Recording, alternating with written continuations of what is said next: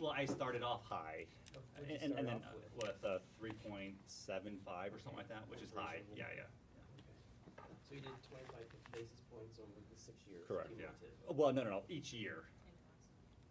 Right, but it's cumulative for. Yes, each year for the yes. members for their Oh, sorry, home yes. debt bonding service. Mhm. And that makes sense, I mean, it's financially works out on paper as Mhm. far as us being able to afford it, we have the capacity. Yep. And some cushion, right? That I was showing you, and we still have cushion in each year as we move along. So if things get worse, that's okay. You know, we do have some cushion to work that out. So. Right, I think you have it later, a slide on the particular street improvements Yep, and how we much do. money. So when it comes time, and Ms. Spiegel briefs to the council, if we could have that up. Sure. Because the citizen survey and everybody keeps, and the council's done a wonderful job of emphasizing that, so please put that up everywhere, how much more money we're putting into all the different parts of street repair. Absolutely. To do that, so. Absolutely, yep. And thank you very much for upping that. Yep. When you include the 53rd Street project, we'll hit a large number Yeah, this big coming number. up Yeah. year. $34 million in streets and sewer projects for the year. For that, and you'll see what the street one is. Which a is little bit later. almost another 75% increase over last year, which was Correct, around yeah. 20 million. So Mhm. that's really, we're showing our commitment to street sewers and infrastructure. Absolutely. Okay. These are the major categories. I'll skip through this one quicker because this one's more interesting probably to you, which is the comparison from last year to this year of how much more or less in each of these major program areas are we funding for them. As you can see, almost all of them are going up. I'll just focus on a few here. Obviously, facilities maintenance is kind of a good one there. You take a look at the sewer system going up. We have some water pollution control plant projects. Particularly the disinfection project that's in the budget for next year is pretty expensive. On that one, we'll touch on that one later. The street network one is a huge one, right? Going from almost $9 million up to $20 million for the year. A couple things into that one. Obviously, we have more money for maintenance. We'll touch on that later, is what we're doing. We also have the 53rd Street project, which is a large maintenance project in the city of Davenport, fixing 53rd all the way from Brady to Elmore. Thank you. Circle. Elmore Circle. Thank you. Just shy, right? Just shy. Okay. As we take a look at the funding for these major areas, as you can see, the lion's share of this is in streets and sewers. Sometimes it kind of you lose perspective of that with all the numbers here, but we wanted to make sure that you realize 40% of the CIP right now is in street projects. 28% of it is in sewer systems. That is where we put almost as much money as we can into those systems. We're trying to do that. Streets was identified in the citizen survey, which we would have touched on last week. We'll touch on it maybe a little bit later on today. As the #1 priority for that, we are trying to listen and put as much money into that as we can, obviously without a lot of opportunities to bring in new revenue sources for that. If you took out 53rd, how much is in streets here? Good question. We'll touch on that here in just a little bit, because Okay. there's a slide that addresses Okay. that part All right. exactly, okay? And it's this next one. Thank you. All right, there we go. Good setup. It's a good setup, exactly. So this is the fund, or this is the analysis that we do to kind of figure out, how are we doing with with the general maintenance projects that we're trying to get to. So you can see the top line of that are really kind of these, what we call the dedicated projects. There's a specific street in mind of where we're going to. We also have programmatic maintenance programs, right? And you're familiar with those, like the neighborhood, the neighborhood streets, the high volume streets, and those projects that we get to. And so we wanted to kind of see, how does that look? Obviously, the grant and the special projects ones will fluctuate from year to year, just on whether or not we have a big project in there or a small project or none at all for that year, or whatever it is, according to our state funding for that. And then the maintenance project down below, you can kind of see the maintenance items from $6.4 million up to $7.5 million for the year. That's just the program ones, most of that money going into high volume. So that means that next year in the high volume streets one, we'll have $4.6 million for high volume streets. Since I've been here, we have never funded it to that level. That's a significant amount of money that we'll be doing, and we'll show you a little later on some of the projects that we'll be getting to with those funds. But that allows us to do a lot of work on streets that we previously haven't been able to do. Thank you.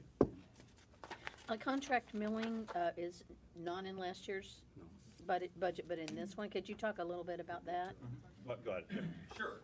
So there's 3 of these programmatic elements that are all kind of tied together. It's your asphalt neighborhood, which is generally our in-house crews and their materials, and then one program we instituted this fiscal year, which is the DOT threshold. So the DOT tells us we have certain requirements that our internal crews have to stay within in terms of their own maintenance projects. Anything that goes over those, and there's like 4 or 5 requirements, you'd have to bid out.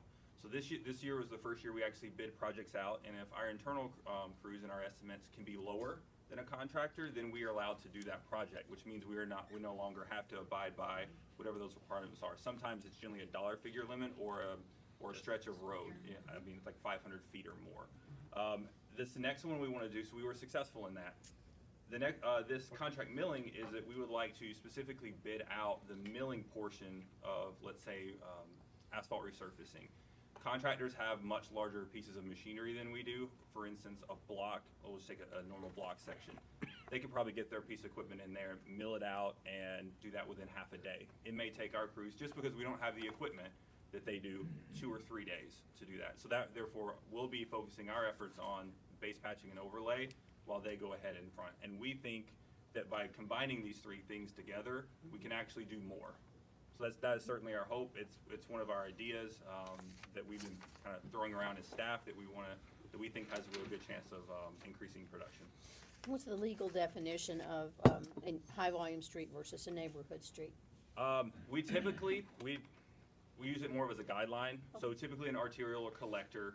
So if you want to look at high volume, that's typically Division, Jersey Ridge, Eastern, Marquette, Rockingham, Central Park, 53rd, those. You can go a little lower, you can even hit your Lombards. Locals are typically your directly neighborhood street, so your house is, whatever street that your house is on. However, we don't have an exactly hard set deadline on that, but that's typically how we manage it. All right, so as we look at street maintenance and how that money has been increasing every year, you take a look here at, at 5.57 to 6.45 to 7.5. That's a 35.5% increase since 2018 in the amount of money that we're putting dedicated into these programmatic maintenance projects that we have for things. Again, we continue to try and find more and more funds to put into those programs so that we can do more streets in Davenport. So I might be getting ahead of it here, but how do we decide which streets we're doing? So typically, and for our high volume, for instance, which is where the vast majority of that money is, which Brandon just showed you, we have a system, a pavement maintenance system called DTIMS. It's more infrastructure programming that takes a whole host of variables into effect. The chief among them is your pavement condition index. So the state of Iowa drives our roads every 2 years, and they calculate a score, 0 to 100. 100 being brand new road, 0 being it's not in the best shape. And then we typically use that, and then we also calculate traffic volume. For instance, certain portions of Locust Street get, on average, 20,000 cars a day. So the idea is, like, do you want to, how is the best way to provide value to the city and the overall street network as a whole? For instance, if you spend $500,000 on a road in a neighborhood that does need to be fixed, but it only services 200 cars a day versus spending some of that money on a street that gets 20,000 cars a day. So it's the overall value to the system as a whole is spent on your high volume streets. So we use that program to help as a guideline to help us figure out what's the best way we can provide the best benefit to cost to the city as a whole. But that doesn't mean we don't do neighborhoods, because you've done a good job of improving that. And correct. That's just how the largest pot of money. That's how it's distributed. If you think about it from a prioritization standpoint, so limited resource, great need, how do we best spend the money each year? Okay, this next part I'm going to hand the presentation over to Clay, just as a quick intro to that. So the City Council did some work a couple months ago to prioritize the projects that we had available within the CIP. We're grateful for everyone's participation in that. The results of that were very, very helpful in directing the conversations that we had this year as we planned out the 6-year CIP. As you'll see, we did a lot of listening during that. We used a lot of the results that, literally we kept the binders in front of us the entire time and kind of flipped through them as we were going through, as we figured out which projects are funded, which ones aren't, which ones move forward, based on the council as a body, right, kind of voting for things higher than other projects on that. I'll flip it over to Clay to kind of go through those. A little bit of my opening. I will admit, so we've asked council before for priorities, just to kind of tag on what Brandon says, but never to this level of detail. And I would say that we would like the staff to continue this as we move forward, as it is extremely helpful. Since my time, I think I've helped put together about 5 budgets now. From an efficiency standpoint, we got done putting the 6-year program a lot faster than we have in previous years, almost half the time. Because a lot of times when it gets down to it is when you look at 2 projects, we can see how the council views those projects, and so that helps us be able to put together the program. So right here, we'll do before kind of jumping into it, I wanted to revisit that spreadsheet and that presentation that we showed to you in November and show you how much of that. This is a summary sheet, so you can see on the far left column the category, the number of projects that received a vote, regardless if all 10 of you voted for it or if just one of you voted for it. And then the projects that are in the city administrator's recommended budget for the 6 years. So for instance, take a look at airport, 12 projects received at least 1 vote. 11 of them are in the 6-year plan, and so about 91% of that. Just touching on a couple, for instance, Parks and Recreation, 17 projects received a vote, 16 are in there. General Government, 13 for 13, 100%. Public Safety, 7 for 7, 100%. Next, Sanitary Sewers, 19 projects, 15 were voted in their streets, 10 projects, and then 8 are in there as well. So we'll dive straight into those just for an FYI, and I can go over there if I need to. But the legend for the next few slides, red means it is in 2020, so that is the year in which it is funded. A project is funded. If it is orange, it's in year 2, and if it is green, it is in the last 4 years. And just for reference, and for people listening at home, the 6-year CIP, the first year is the only year in which a project receives funding. Years 2 through 6 is a plan that we revisit every year. So next you see airport. You'll see how many of everything that's within the plan. The underground fuel tank removal, and we'll touch a little bit more on these projects a little later, is in year 1, so 2020. Bridges, so every bridge is in there. Top 5 in 2020. Facility maintenance, I'll use this as an example. Freight House deck replacement was a project that has been in the CIP in the plan portion for quite some time. Clearly, this was the council's highest priority for facility maintenance, so we looked at that as staff, and that's what kind of helped it get over the hump and make it into year 1. So we'll have funding set aside for starting in July to replace that deck. Yeah, our natural placement for that wouldn't have been in year 1. So that was a great example of one where we saw this is clearly a council priority. We need to move this up and to kind of get this done. By the way, this colored system like this is really helpful. Thank you, this is good. But I figured we figured it was good to show the summary. So it's the exact same thing you saw. It's just color differently. So we'll keep some consistency. We like visual. Brandon loves consistency. So as we see, He doesn't care about color, though. He does. But consistency is- Colorblind Yeah. So we like colors, so We like color, that's right. As we go through some more facility, there's actually quite a few parking ramp improvements in here as well. As we go through fleet, I've had a big year for fleet, so quite a bit was covered in the 2020 budget. General Government, urban revitalization, demolition, Davenport Now for the payment portion, AV upgrades, which a couple of us were talking about for this room, and we'll touch on that a little bit later, all in the 2020 budget. So you have IT, library, Parks and Recreation. This is another one, Park Development Program. Clearly, one of the favorite ones for the city council, and we actually, typically in the last 5 years, it's been budgeted at $250,000. This year, because it was such a clear favorite, that was been increased at $350,000. Yes, sir. Clay, if you could just like draw attention that we've talked about for a long time, and now we're there, is the city fiber expansion. And how Yes. we're you could just quickly touch on that a bit, because we've talked about it a lot. We struggled getting there, and now we're doing it. For you're talking about the MetroNet part of it, right? Just want to make sure I'm talking about the right thing.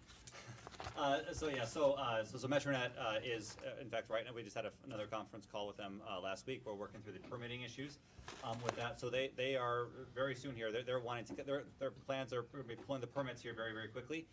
With that, we should be in the spring and summer, equipment start to move and them start to be able to connect up houses by late summer, fall is what their time frame is right now. So things are coming along very well for that. The other highlight of that I think it's important to note is that we're doing this collaboratively with the city of Bettendorf, and I think that's another example.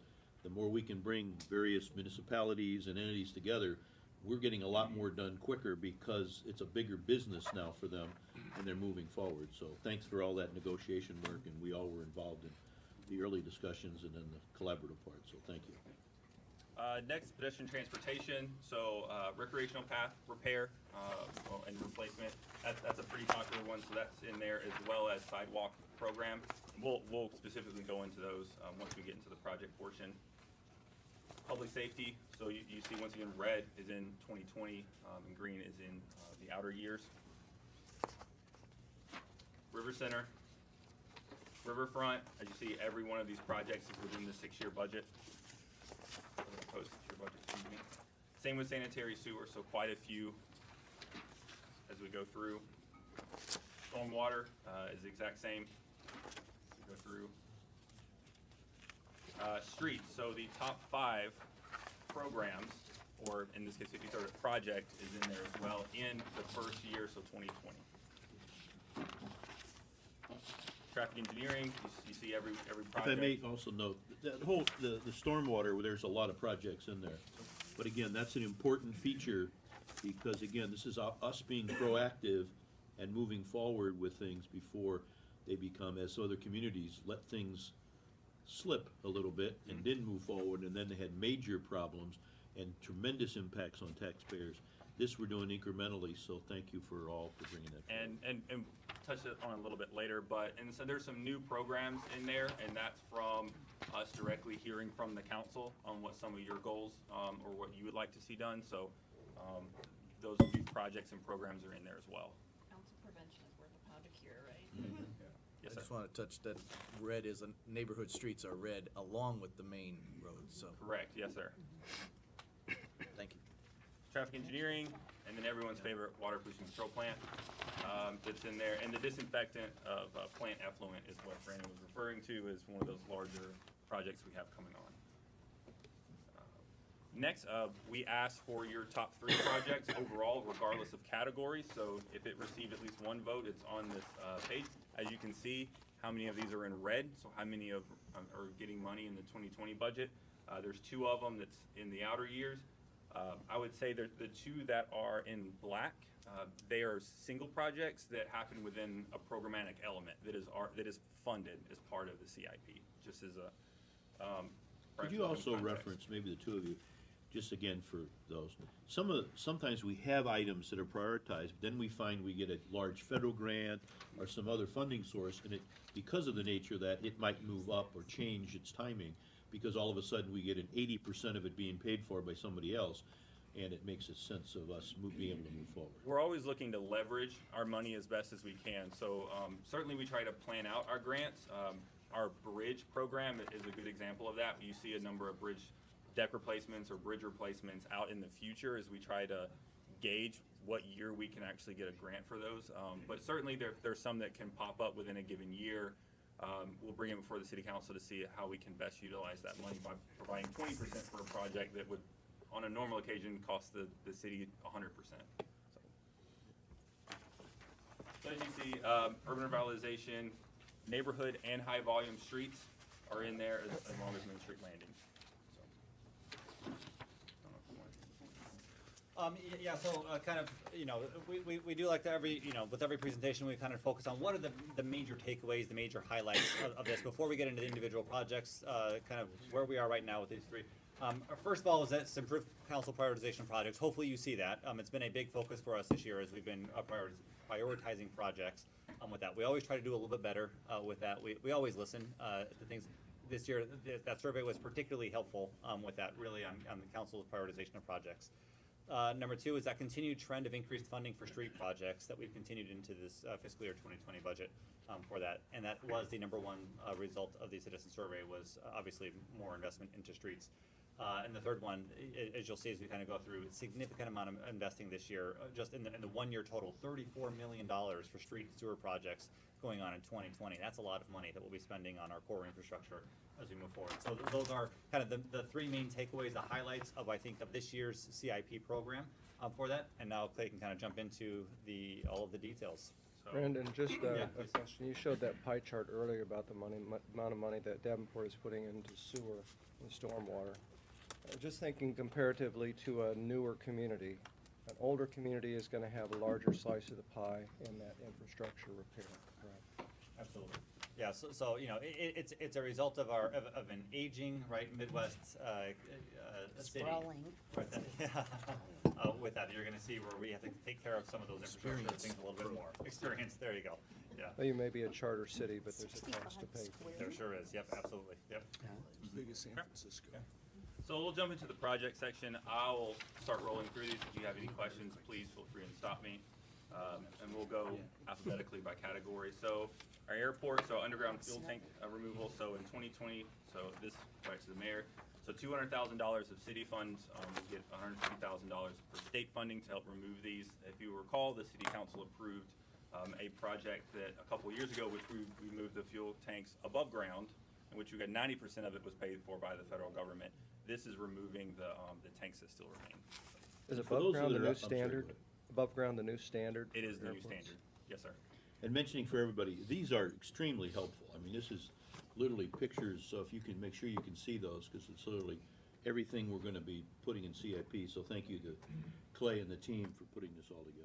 And it is available online as well. If you go to the city's, there's a budget and progress section on the city's website, where you can look at everything that we've presented. You know, all the materials are all there, for anyone to go and look. Can you have it in writing on, like, at the libraries and different things? Correct, yep, yeah, the libraries, and they're on file with the deputy city clerk as well. And I shamelessly will plug, if you're curious, this one also, you can start zooming in if you're. Thank you. That's what Now that he's big just box showing does. That's just, Way to it's just go. being shameless here. Right. Drop the mic.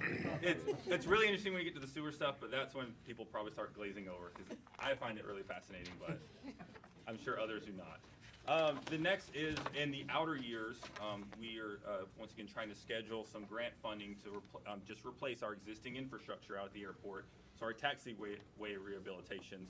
So for a $2.8 million project for Taxiway A, which is what you see in red, so Taxiway Alpha, so for $284,000, we can leverage to get a $2.5 million grant to help us pay for that infrastructure. So these are out in the outer years, but this is for taxiway removal. Currently, the main runway is under rehabilitation now.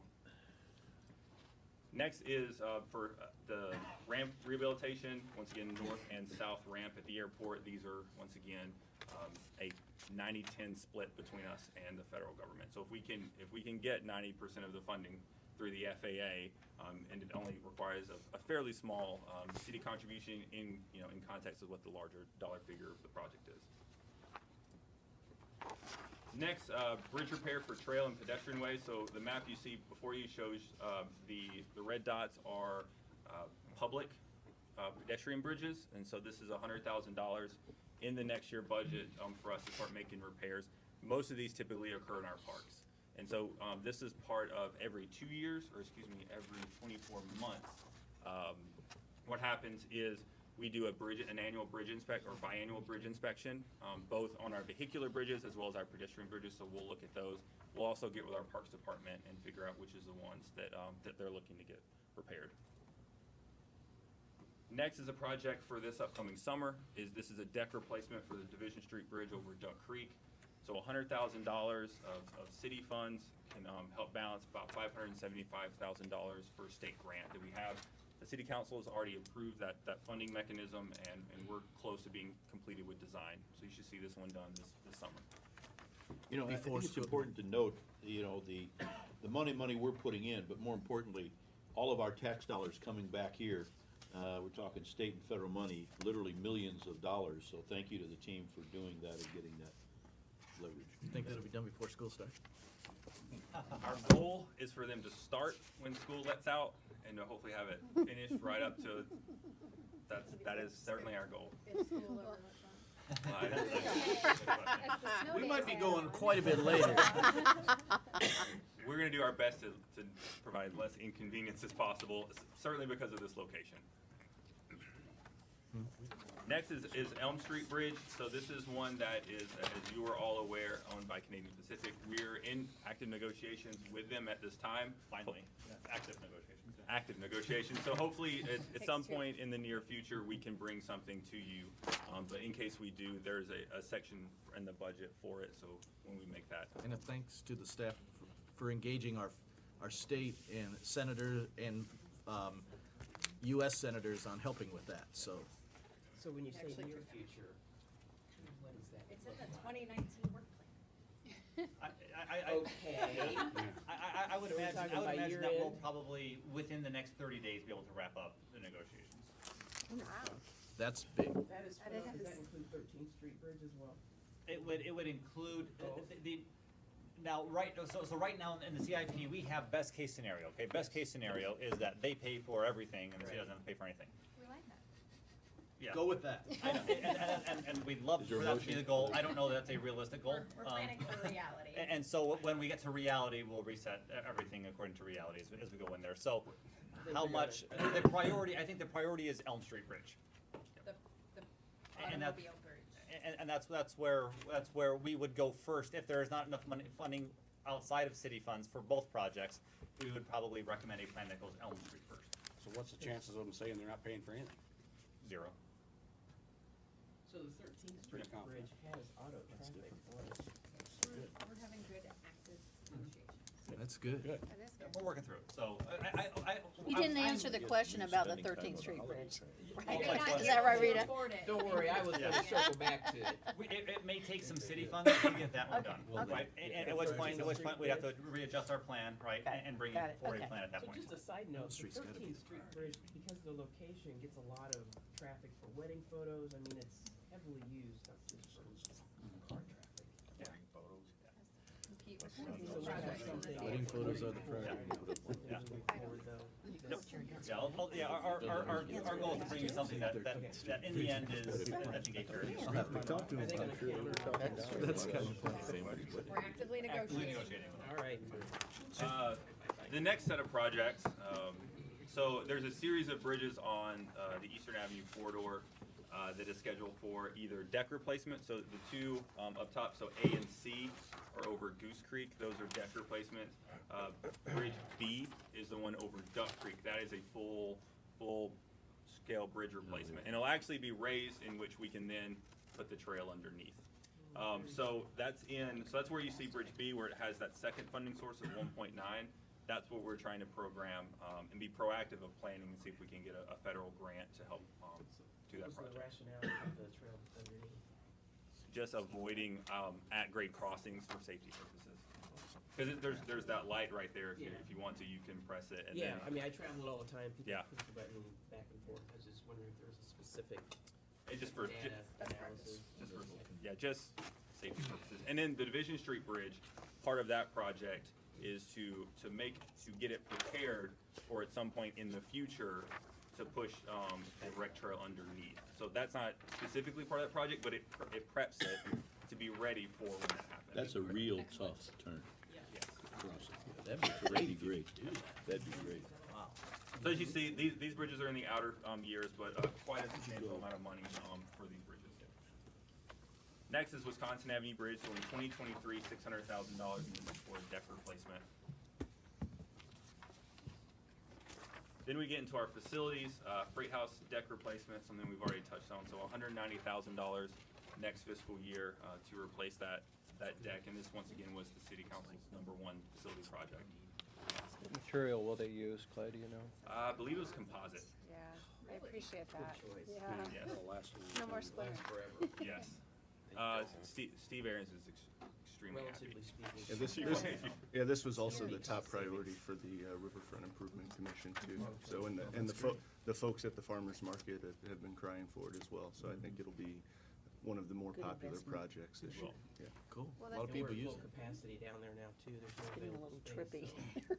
Is it possible to have this done, well, probably not done before they kick off for the summer?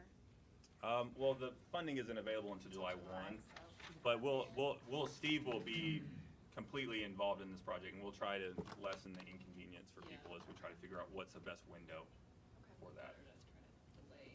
Yeah, it's kind of like fixing a street. No one's really happy when the road's like all torn up, but everyone's happy with the afterwards. It's trying to manage that in between. And to draw attention to one part of this, the accessible ramp on the west end of the deck that is being widened. Yes. I know that we talked about that quite, but is an issue on that side of the It freight is. lanes. So that is something that will be corrected. So is the build from start to finish pretty quick, you think? Couple weeks? It'd be more than a couple of weeks. I'm It's gonna be because summer's busy time I'm down gonna be there. conservative and say no, but we're I'm- gonna certainly But this try will be it. in your, It's gonna Should be be a late couple, fall. it will. Yeah. It might be next It will spring. now. It might take next spring. Yeah. Demo and remove. As we move forward, so main library air handler replacements. Probably 2 fiscal years ago, the city council allocated money to replace 3 of the 5. Those are now up and running and working. This is to replace the remaining 2, so those 5 will be absolutely completed. So it's $475,000 in the next fiscal year in 2020. Next, Roosevelt Center window replacement. So this is $280,000 for fiscal year 2020. To do this project, this is another one that's been in the CIP for some time. So glad to be able to move forward with this one. Are those original windows that are in there now? No, they'd be fine if they were. I'm sure they're replacements. They failed. Sorry. They went cheap. Had to I'll say defer. That was the school district's issue. Next, capital improvements in Wonder Woman Park, so $511,500 in 2020, and then a little over $2.5 million across the next 5 years. This is the contractual agreement that the city has with the baseball team. So these are all maintenance, maintenance. So la- Most of them are. Yeah, so they're all being spent consistent with the contract, and then the Yes. contract specifies that they can use some of the funds for, some of them are maintenance, right, and some of them can be used for either maintenance or for new projects, for things as well. So we went from 420 last year to 511 this year. Yeah, the contract that we have with them increased the amount for maintenance, in fiscal year 20, I think, right? So this is I think this is the first year that it's happening, on that one, that's why it goes up a little bit, is because there's an increased amount for maintenance. It was So in we're- like, what, 40 or 50 to 130? Yeah, 136 or something like that, yeah. But then it remains relatively stable. Then throughout it's the flat, next- it's flat. yeah. So the Public Works priority list of maintenance projects at the, we're taking care of those now. Not all of them, no. But we're starting to get after those. It- Because if we're not doing them, what, Yeah, there's a long list of projects that can Right, be done, right? right. And we continue to work through when the timing of those projects and how to get them done. There's always a lot of conversations of what projects to do with the ballpark, with that part. can we see the list that we're gonna do then? Well, he controls. Can we get that from them? I mean, we'd like to know what we're doing. Yeah, Give them a break. yeah, well, I can try and get you a list. I don't know how accurate it will be for right now. With that, it kind of changes a lot, with time, so. Oh, I'm sorry. So, in this case, could there be a list, do we get a list at the beginning of the year, or in conjunction with the fiscal year, from the contractee of, this is what I'd like to use the money for this year, this is what I'm planning to use the money for this year? Nothing, it historically has not been that formal of a Okay. process. It's been more, of, here's, we do talk constantly about projects that can be done, Right. right? And then kind of, as one kind of starts to kind of bubble up, of, let's actually do this one, then we start to kind of get more settled around it. We get Public Works involved to kind of give us a cost estimate. And that's kind of how we typically do it, is moving that way. Is it possible to have a meeting where it's sort of, we have our desired list and to do a planning session? So you kind of know maybe we're knocking some things off that list of, Brandon is having that meeting. Brandon Yeah, has a yeah, great yeah. working Yeah, relationship. I talk with them, I mean, but it's, again, it's not there's a long list of things that can be done, right? Right. And they have control over kind of what comes next. I understand with all that. And so we kind of work through the realities of, well, this is important, this is something here. Right. Let's think about this project, so you don't know, you will not know when July, I'm not trying to put you on the spot, No, but it's you fine. will not know typically July 1st, you will not know how that money might be spent for the year, because it's not dependent on our priorities, it's dependent on, It'll depend. I'll put kind of, there are years where there's lots of funding available. Right. And we usually have a plan in place, and usually one that's a couple of years in advance of that, right? Right. So usually, but right now, we're in a situation where there's not a lot of money available in the current years because of everything's kind of been pre-spent a little bit. So the planning right now is a little less Okay. than normal because there's just not much money there. So it's, yeah, we're talking about projects that we're gonna be Right. doing 3, Right, 4, 5, okay. 6 years from now, Mhm. but none of them right now, and until we get closer to it, we're not gonna really dedicate a lot of resources to kind of making sure that we've got everything nailed down on that one. So that's what I'm saying right now, it's just kind of, yeah, we talk about a lot of projects, there's no funding available for most of those projects, so Right. it doesn't go very far. And and that was those were previous council's decisions Correct, to yeah. allow that, permit that use in advance of funds. Correct, yeah. So that's something for us to remember Absolutely. going forward. Okay. So what happens when something major goes wrong down there, air conditioning goes out?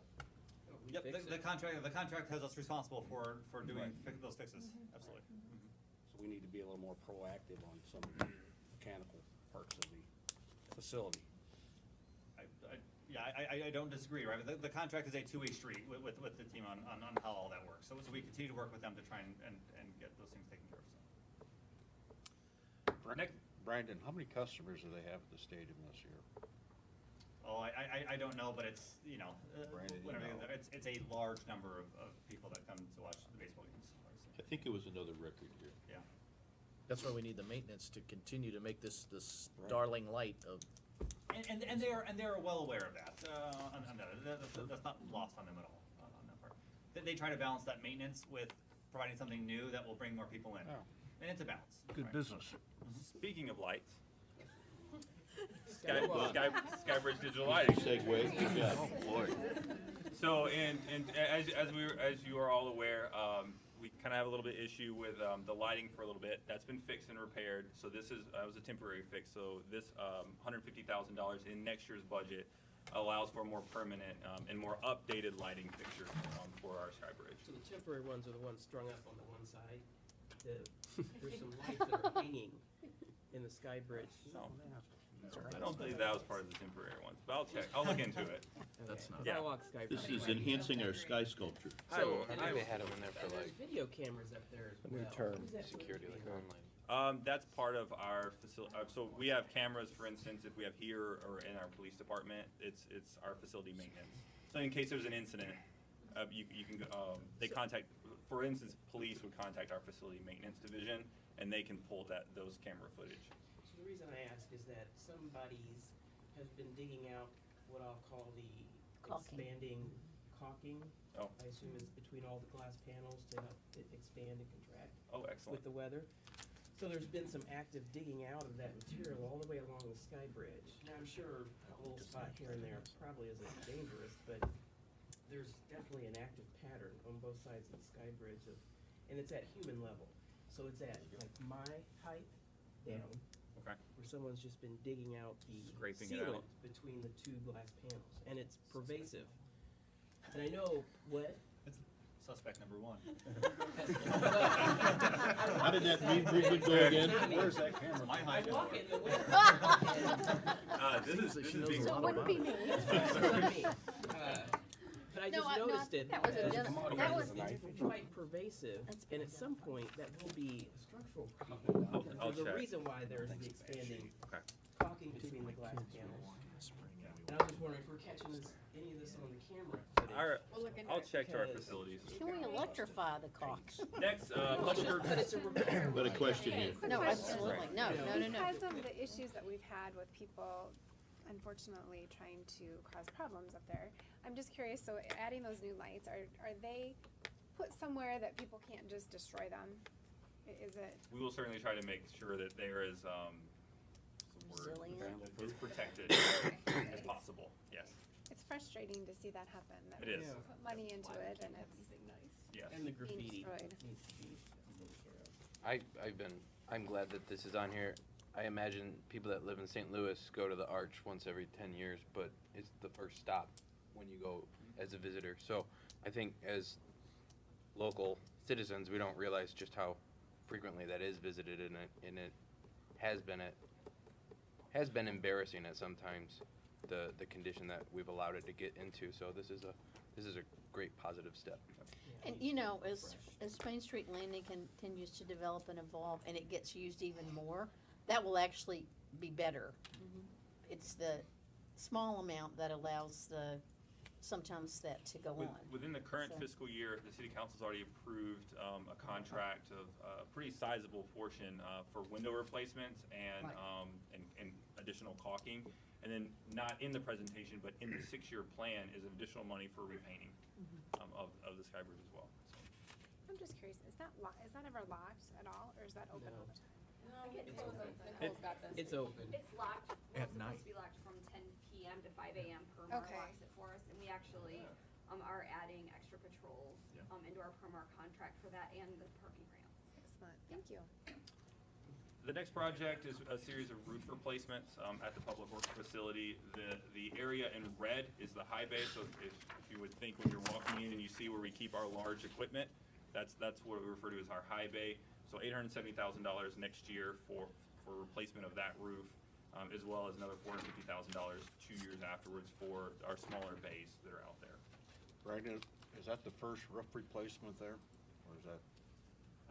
It's, Been doing a lot of work. I was gonna say, we did some work a couple of years ago. So there, we've Where was had, that? I think on this section, that's more of, on line over where the administrative offices is, we did roof work there, but over the high bay, I don't recall if we've done something as significant as this. Patching, yes, as we've gone through. What's that, about 25 years old now? That's what I would probably say, 2025 easily. About 97, 98 in there, right? So this is just one of those, at some point, it's time for the facility to do that. Forward, parking ramp upgrades, so in the next fiscal year, there's $50,000 for upper deck lighting. I believe that one is for Redstone, because that's in association with the community college, because they have some parking spots up there for their students, as well as some stairwell lighting as we go through, so $25,000 with additional money every few years as well. Fire station or learning system, so this is for this will be in all of our firehouses. So in 2021, $410,000, and this is to upgrade that system, which has been there for some time. River's Edge building repair, so in 2021, $300,000. This would be for roof replacement over the turf arena. So this year or last year is where we did two-thirds of the roof already, so this would complete that process. 2022 is for skate safe flooring, and in 2024 is just tentatively scheduled out there for turf replacement. Next is Since we just completed a category there, does anyone, do you wanna take a 5-minute break? We've been about an hour in. Sure. Sure. Okay, all right, very good, all right. That's okay.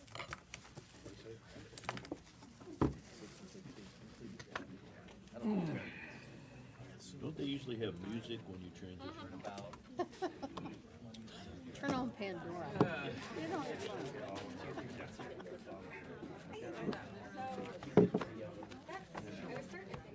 Is there a microwave on this thing? Probably back in IT or something. That's why I had to. I do not know.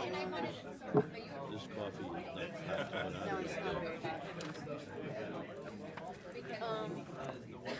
Maybe in IT. Is there anybody here from IT? There may be one somewhere. Or in HR?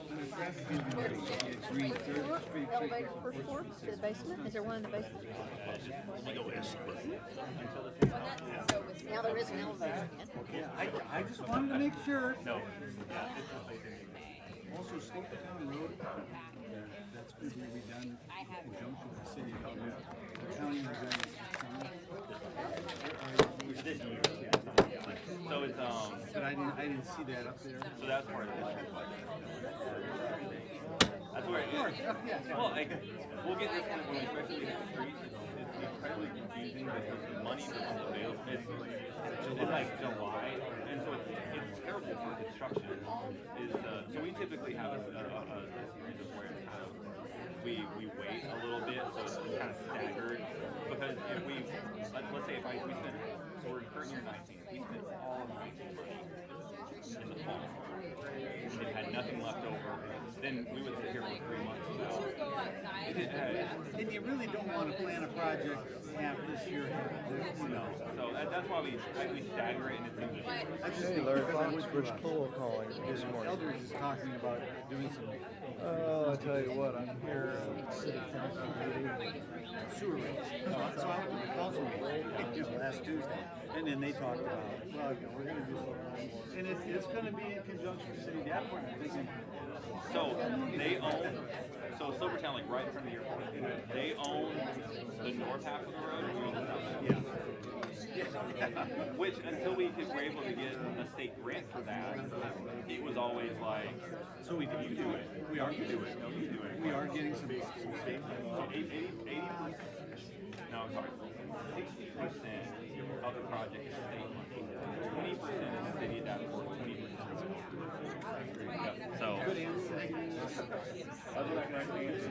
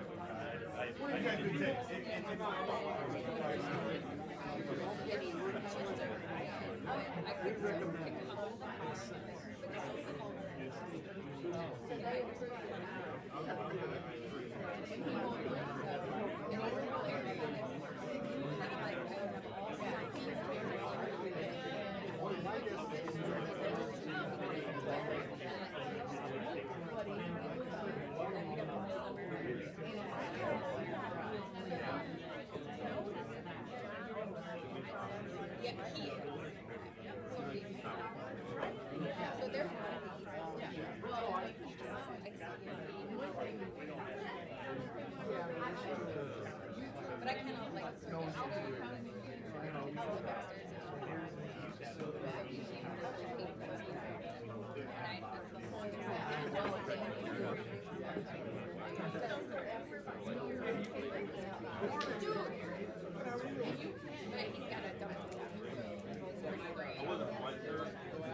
That's Sophie, Becky. Sophie, I ain't messing around. Because they used to.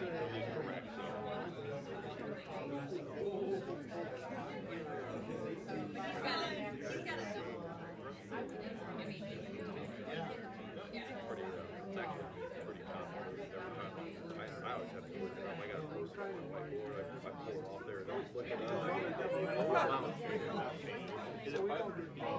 Say, Mike.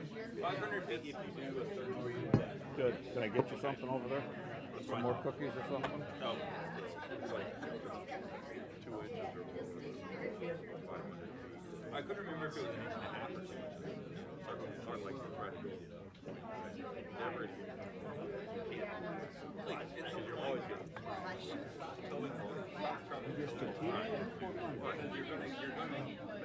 And I know. Right. We need to put real heat on this. Oh, no. But we're not, We're not advancing. Well, I think we're keeping.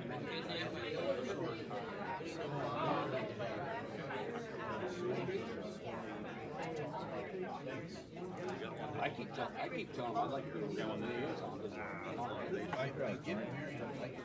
I don't understand why we can't get a list of what we're gonna do. Just don't understand. Well, we have a list of projects. We have a list of projects that need to be done. Well, as I said, Nicole has, the Public Works has prioritized projects. Why can't we do 2 of them? Because you don't want it. The way the contract's set up, we can't do that. Because if you want the damn park to be good. But what's You've got to do what's the gonna main- happen? What's gonna happen is down the line, the air conditioning's gonna take gonna a be an crack or something emergency, to and the then crack. they're Stairs are we're gonna pay. fall apart. So now we're up to, I know. $1 million. And I talked to him about it, every time I talk to him, he says, yep, I agree, let's do it. So I told him, pick 2, pick 3, do those. What do you want to do? I don't get it. Right before we started.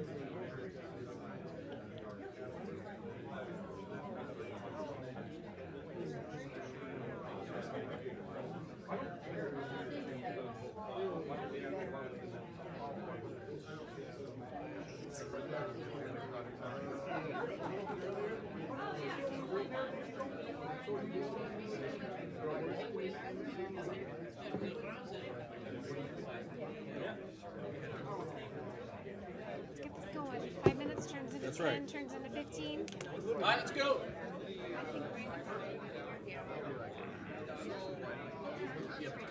We got Clay, man. Hey, Gavin. I heard let's go, so I sat down. Maybe they'll listen to you. Okay. Let's go.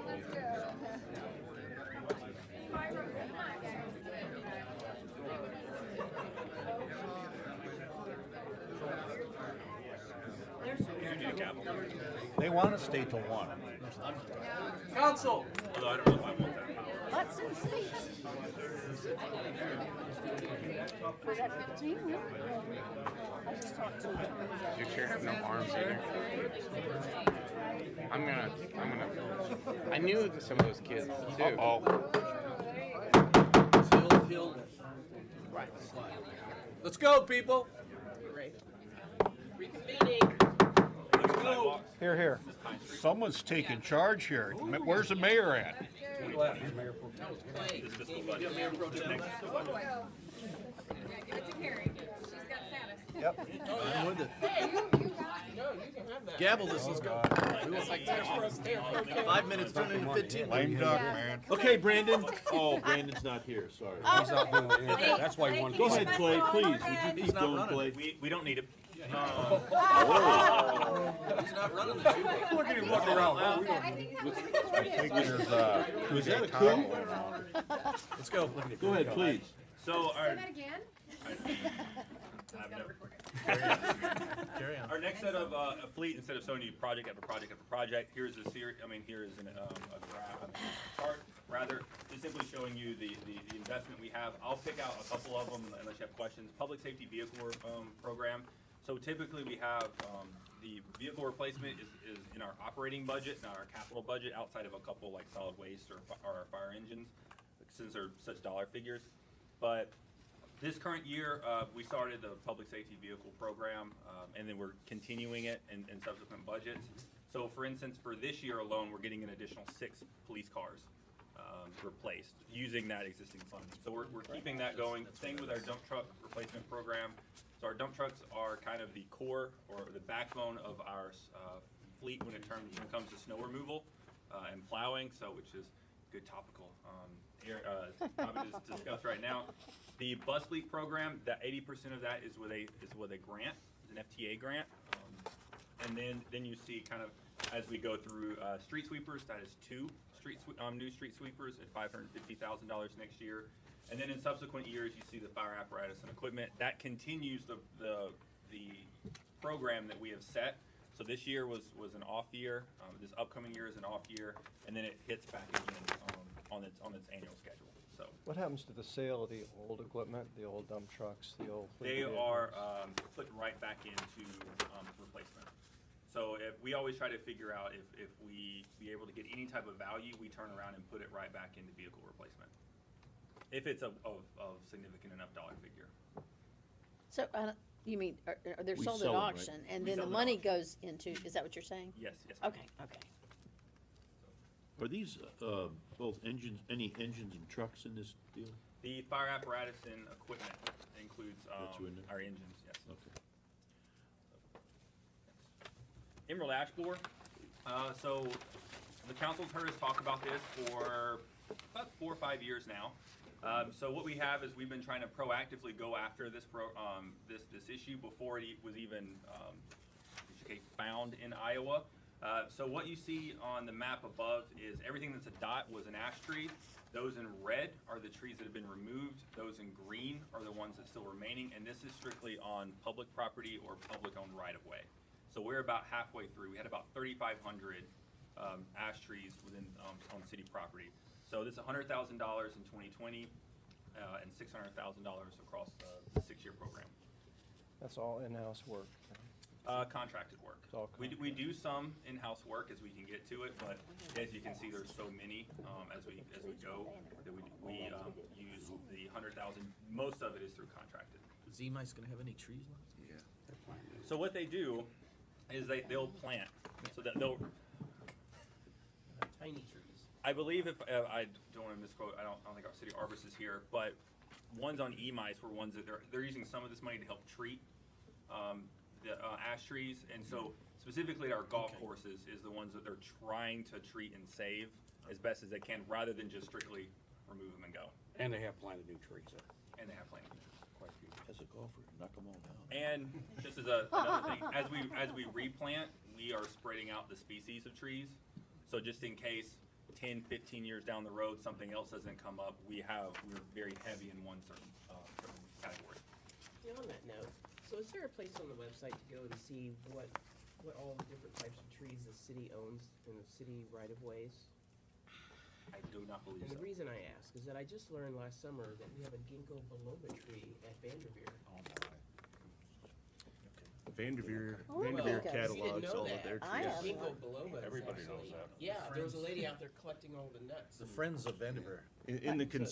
conservatory, Yeah, they have- every tree at Vanderveer is logged, but I don't. Yes, there, but I'm wondering about the rest of the city, because I know the city had a program probably 10 years ago, we were planting edibles, edible trees. Oh, you gonna in say- various I can neighborhoods. kind of, they did inventory them around 7 years ago in a tool called Tree Keeper. And we've been trying to keep up with that inventory as much as possible, but there's, I don't feel like tens of thousands of Chinese trees. tree, So it's a lot of data, old tree, but, very and then salt resistant, a little good bit street of tree. information about like the canopy Amazing. size, the Beautiful like tree for people estimated that are age fond of and trees. stuff like that, but it's hard to keep up with the It's Do unique. we still plant edible trees like apples and pears? You know, Is the there- arborist does work with adjoining properties as they are planting and replacing, and we do occasionally plant edibles if it's a request and it's a good location for it. But it's not a standard Right, procedure.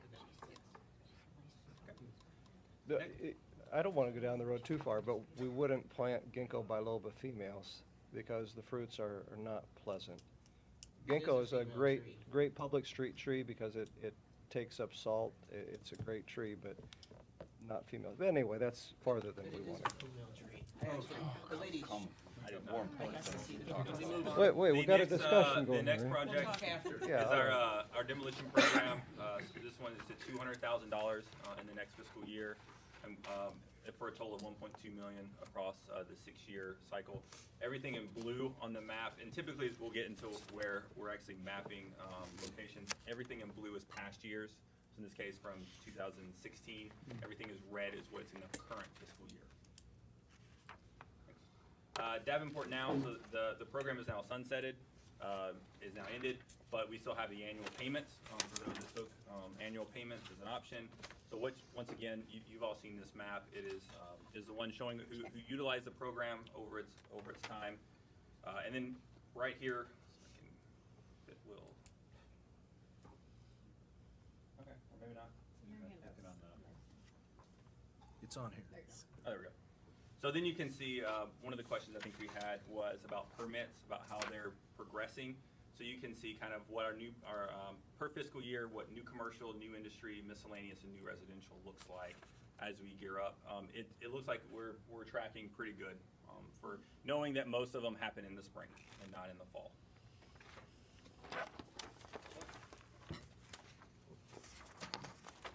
Urban revitalization, so we've increased the funding from 200,000 to 500,000 this upcoming fiscal year. It's for a total of $3 million across the 6-year timeframe.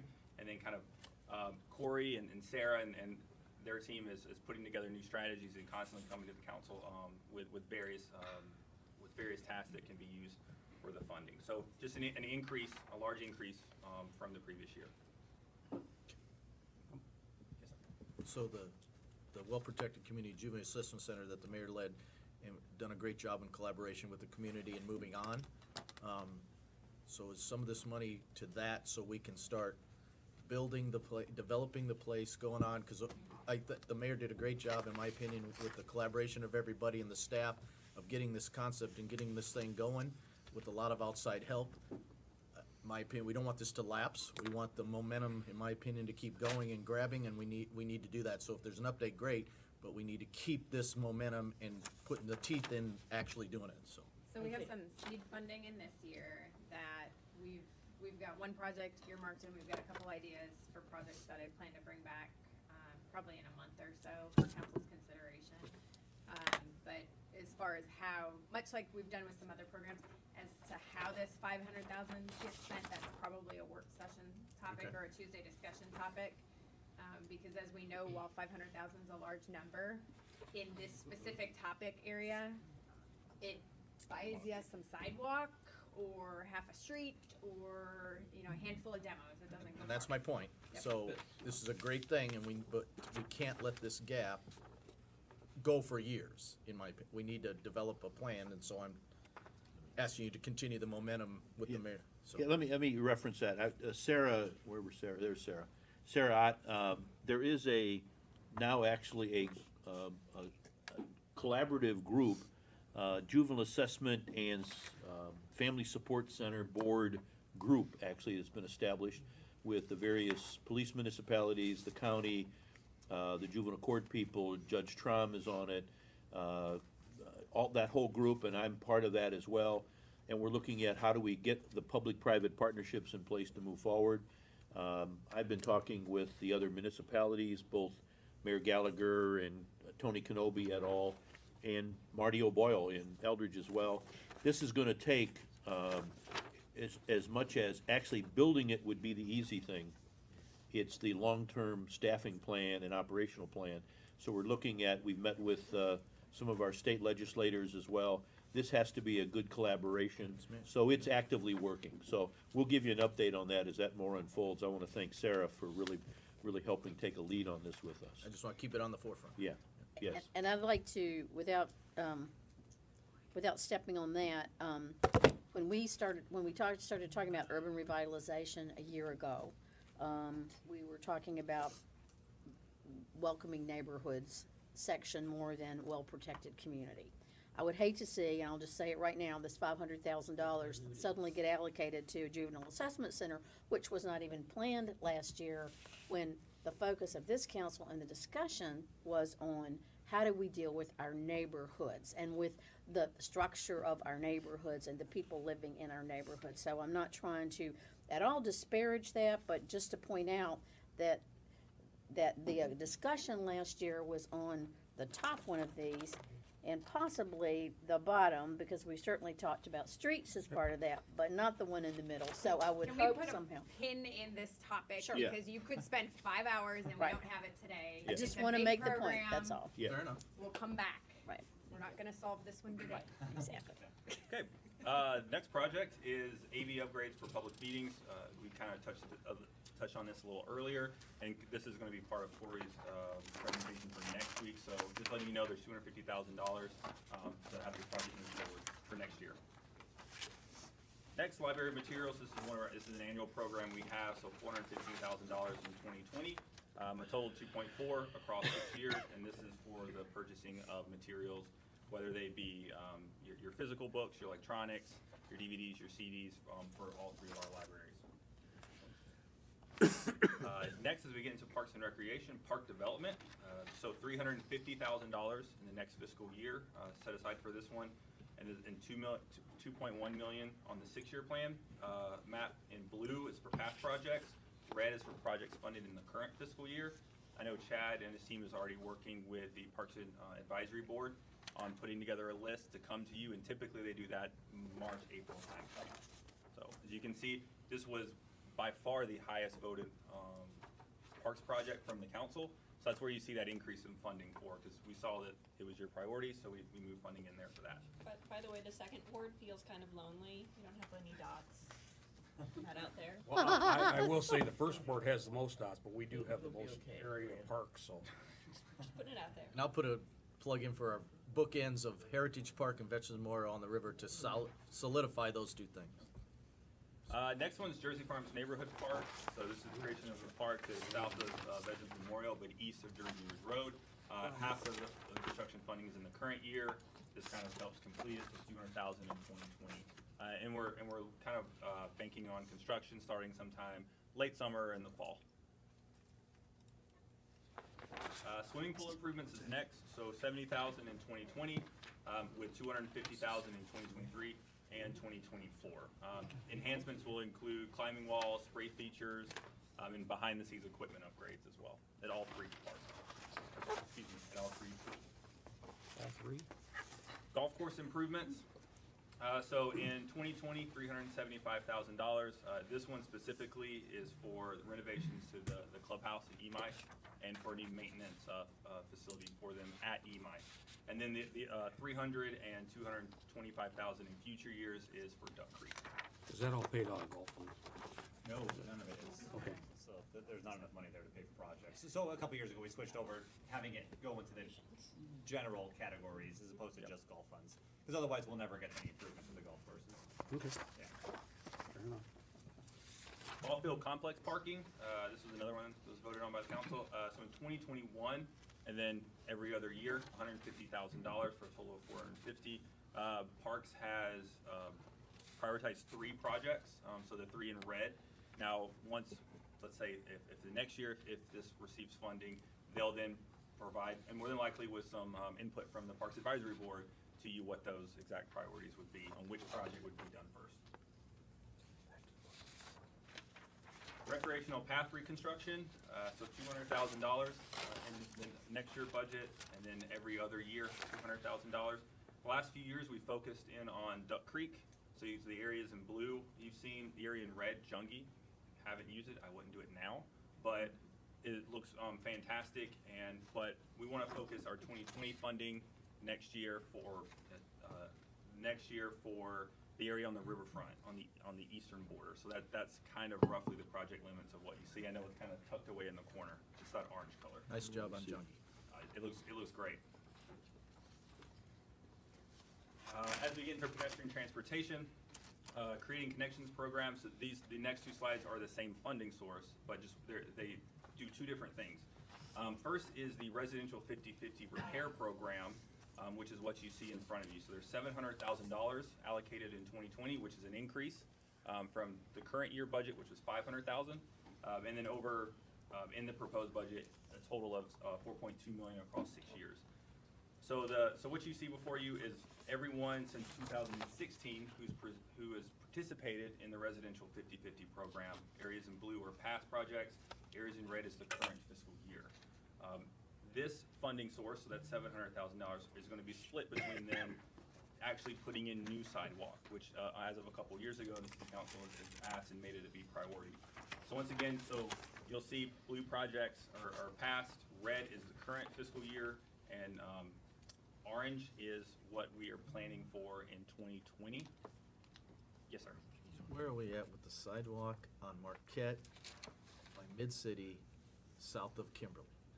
So it's a high priority one, but I know that there was some conversations about whether we differ from our normal procedure, which is we ask the property owners to put it in, and the cost is bore completely by them, or if there's something different. I know we've had these conversations. I know the other side's kind of view, but as I walk with the snow or drive with the snow and watch kids walking on the street in that spot, because there's nothing between 35th and Kimberly.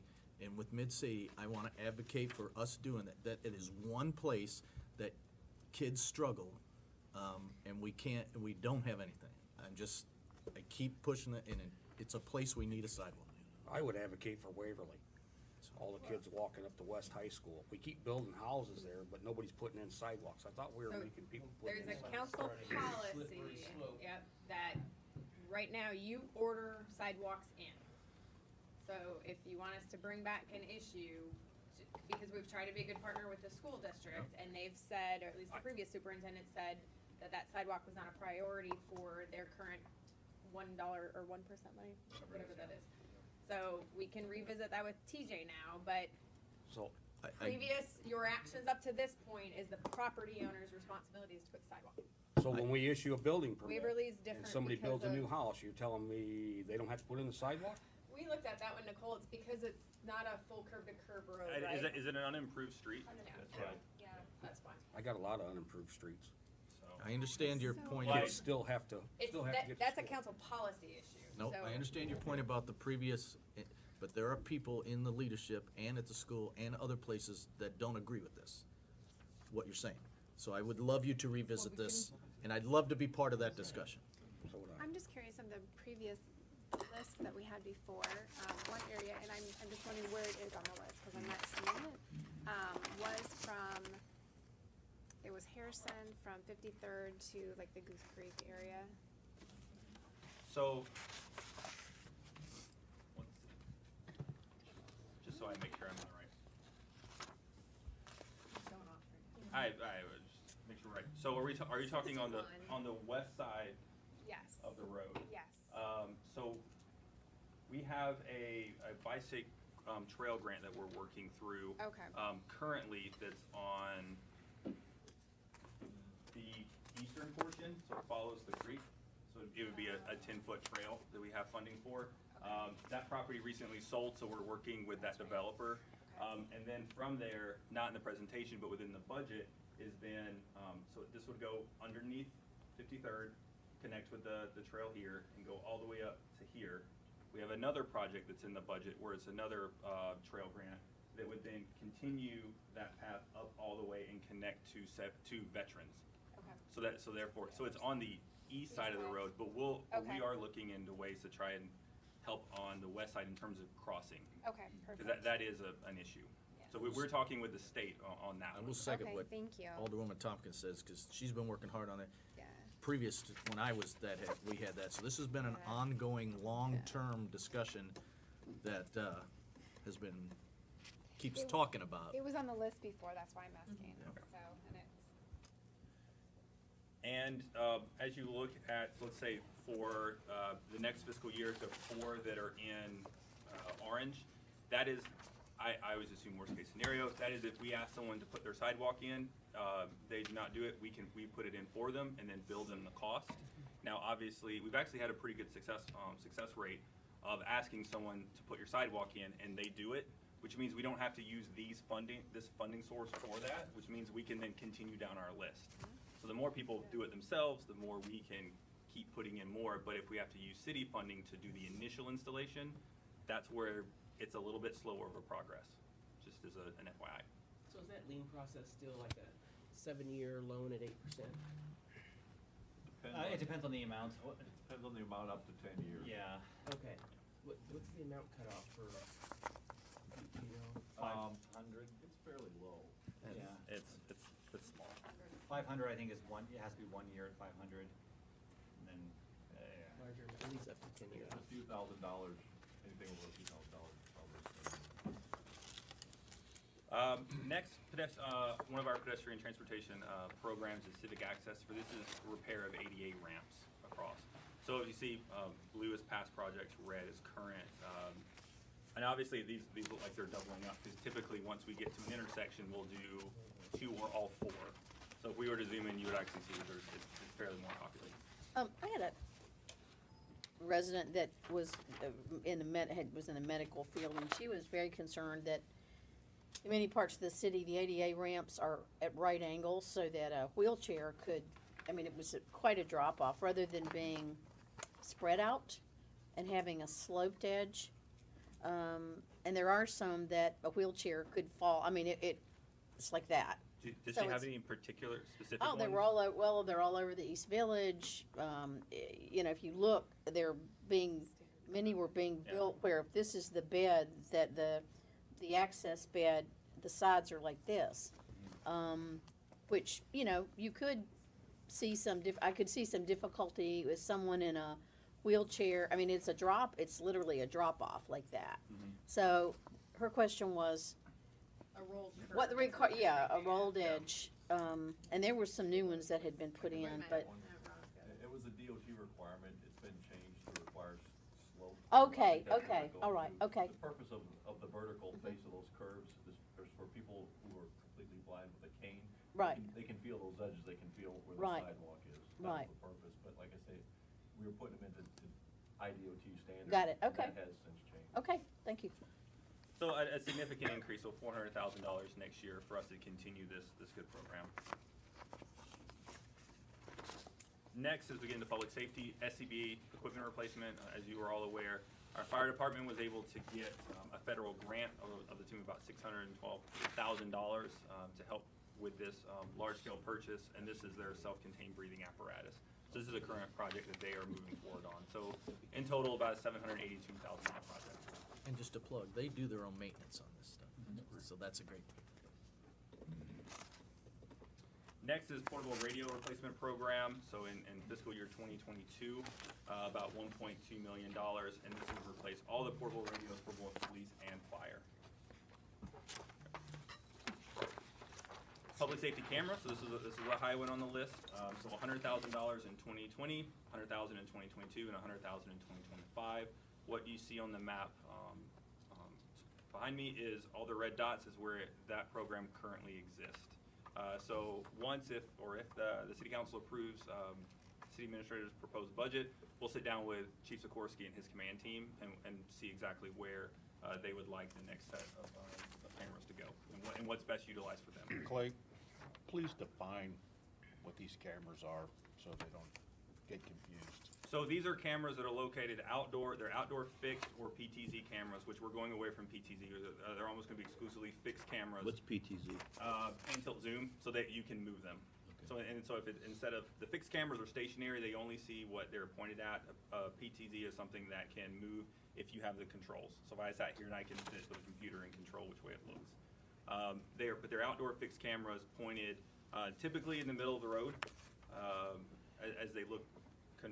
Per the city administrator's policy, and then they'll look in whatever locations that typically police want to look at. But we also, because if we have them available, and let's say they're looking on your roadways, we'll also provide them to traffic engineering, so we can do like traffic counts and other things. Thinking if we have the equipment there, let's utilize it in different ways because we're already paying for it. That I would use one of those Division Street. Is one where we have, you see that lone one on Division Street as it goes down the hill. We use that in our street maintenance division during this time of the year, so we can kind of keep an eye on how icy the hill is on Division, and see how cars are driving on it. And typically, we need to go back out there either plow some more or put down more salt. So just an idea that if we kind of use it in different ways. How long do those last? I'm just curious. Sorry. It's okay. No. The cameras themselves. Yeah. What's their 5 to 7 years, hopefully.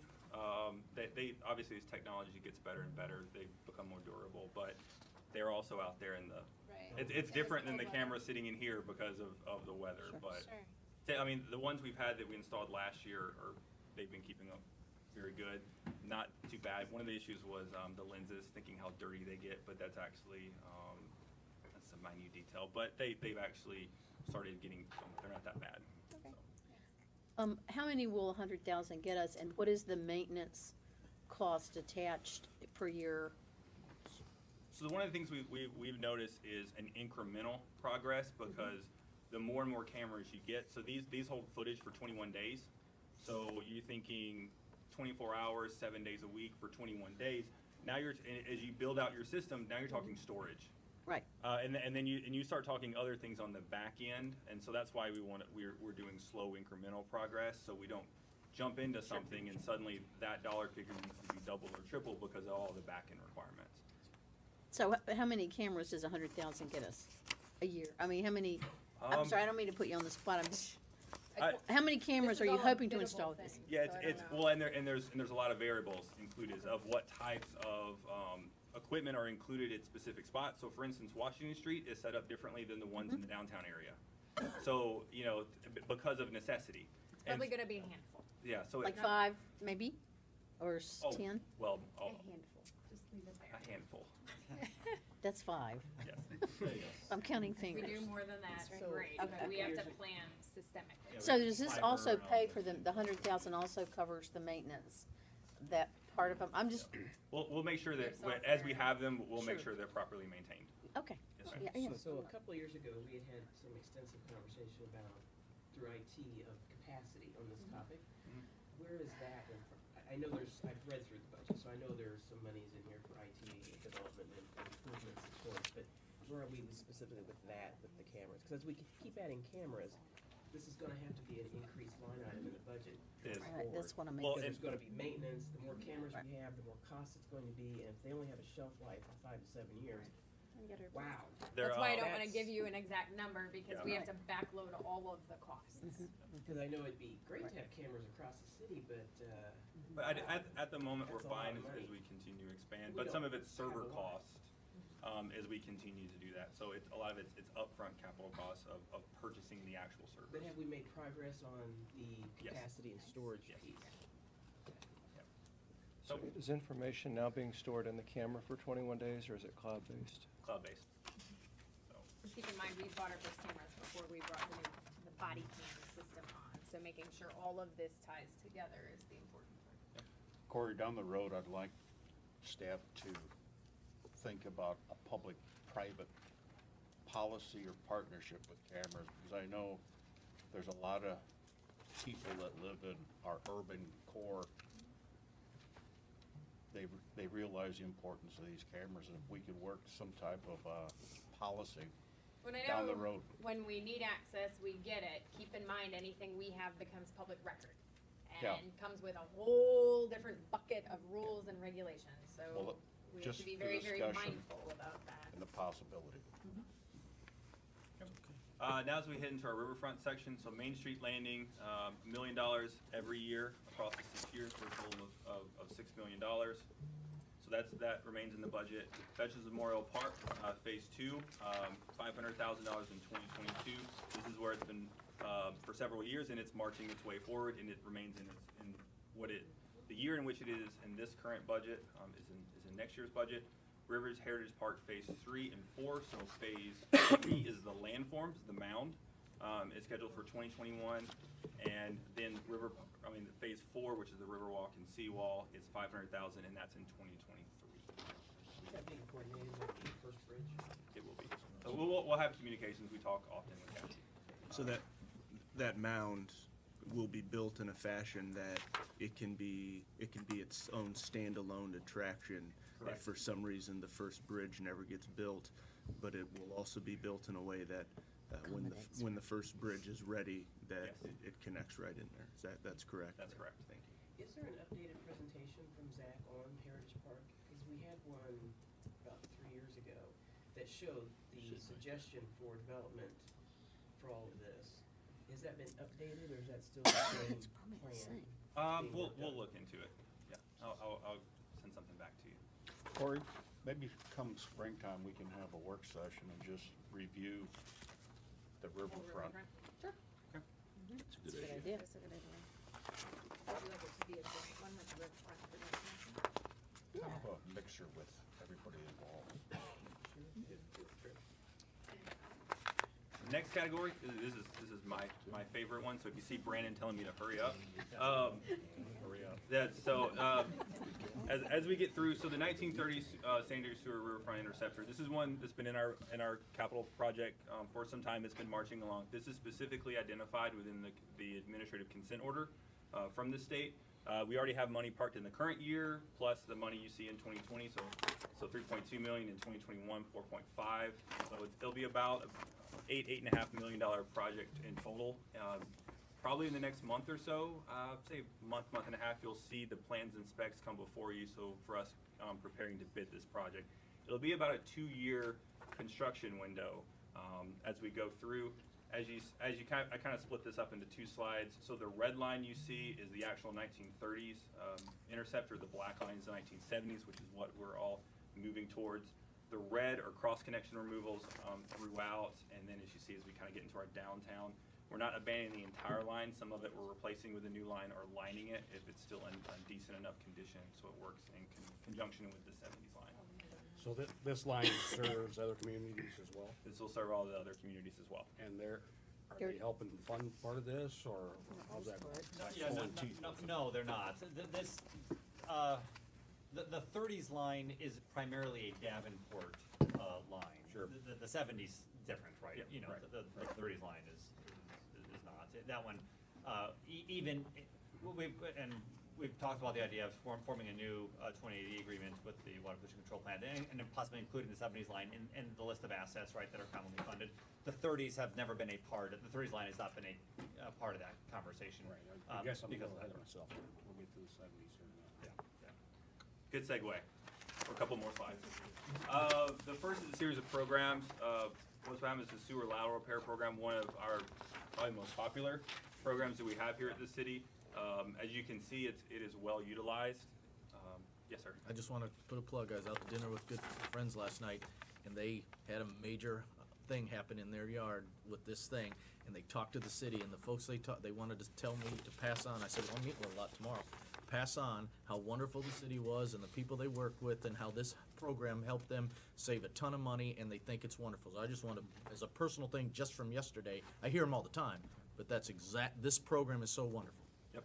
So every year we fund it at $1 million, and I would say probably every year we spend between $950 to almost $1 million. So it is steadily kept up. Wonderful. And as you can see, it is heavily utilized. Directly helps people. Contract sewer repair program. So this is where when we develop emergency point repairs to the sewer system, we have contractors ready to go ahead and move forward in fixing those. So 1.2, a little under $1.3 million in 2020, and about over $7.5 million in 6 years as we go through there. Once again, on the map, you can see what we've done since 2013. Hey, Clay, back to sewer lateral repair. Are we reinsuring that, or are we self-insuring? Is it a self-insuring pot of money or reinsurance? I'm sorry, Seth. Are we reinsuring this, or is it self-insurance? The sewer lateral repair? Lateral repair. Is that a self-insurance? We don't have an insurance, Okay, so so we no. self-fund Okay. it completely. Yeah. Okay. There's no reinsurance amount for it. We don't have any insurance products on that one. Next this is personally my favorite one. Manhole rehabilitation program. So this is something we started doing in Mass in 2016. So in 2022, so a couple years out, we have 1.5 million, and then across the 6 years, 5 million. Once again, in about a month, you're going to get plans and specifications coming before you for about a $2.5 million project, and that's what you see in red. So all the areas in red is what's going to be that's going to come before you in February. The areas in blue are what we've done in the past, and you actually accepted last year's program, I think about a month ago, and that was the one that was specifically centered on the 14th district, so all those blue dots in the 14th sewer basin. So a really good program for removing I&I from our system.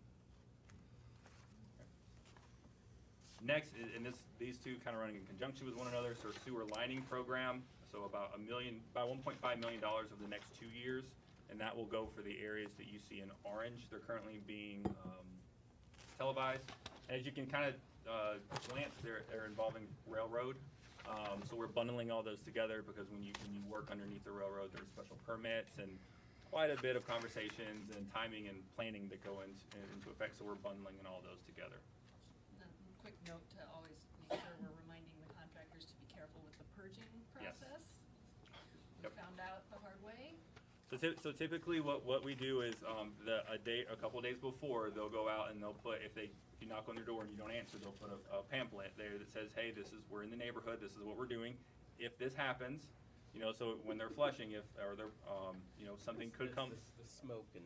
Yeah, if something happens to pop up in your restroom, call this number, and then that contractor will come in and clean and do that for you. So typically does not happen, but in the rare cases that it does, and it sometimes happens, we're prepared for it and let our residents know ahead of time. Just reminding everyone. Cross connection removal, this is where we remove connections between the sanitary sewer system and the stormwater system. We've done some fairly large projects in the current fiscal year. If you were actually to go east on 4th and LeClaire, it's a current one at the moment. But this sets aside about $3.1 million in the 6-year plan to continue those removals. This next one is a creation or the implementation of a 30-inch parallel sewer up Silver Creek. So this would pretty much follow the existing sewer. That one is nearing capacity for what it has both, and it serves part of the Eastern Industrial complex, and also it serves the adjoining neighborhoods and communities. So a parallel sewer would provide relief to that one. It is still in good condition, but nearing its capacity. So this is good at both in terms of maintenance and economic development, as it would then provide you with a sewer on if you, or should you want to expand to the west. Are you getting any assistance with that? 'Cause that's quite a chunk of money. We will try. As we go through, we'll see if we can figure out. if we Sewer can is some- tough to get grants. Yeah, It I is. know, but Yeah. it's just that, I mean, I understand the purpose, that makes sense, just So- quite a bit. About a little under $7 million for the project. Next, as Alderman Dunn kind of indicated, the 1970s. So there's two projects. I combined them all into one for the presentation. So it's cleaning and investigating and rehabbing sections of the 1970s line. So you have Marquette Water Pollution Control Plant, which is blue, and then Marquette to Bettendorf, which is red. And so as you can see, about around $4 million for each project as we go through. So. Well, the public really see much of this because it's away from the streets, right? So, I would say no. Okay. I mean, it's not one of those things that'll be very visible. So these projects are just cleaning. Sure. So we don't get to the point where at some point they actually start seeing us dig stuff up. Right. So at this point, we're just going through. And this is where we're working with the joint use cities on everyone participating. So. Can we share information about it on our social media, since you seem very enthusiastic? Oh, of course. Yeah. I think, You never know. this is why we don't wait on Brandon, we just start the CIP stuff before him. Next is some stormwater projects. A stream stabilization on Black Hawk is scheduled for next fiscal year, so 2020 to $150,000. You can see the project limits behind me. Curious, what does that project entail? Because I remember the previous city administrator or public works director came up with a project and it was like $3 million. That's government for you. I'll check with Amy. I guess what are we gonna do for $150,000? I appreciate it. No, I've been screaming about it for years, but. I'll talk with Amy and I'll get back to you early next week.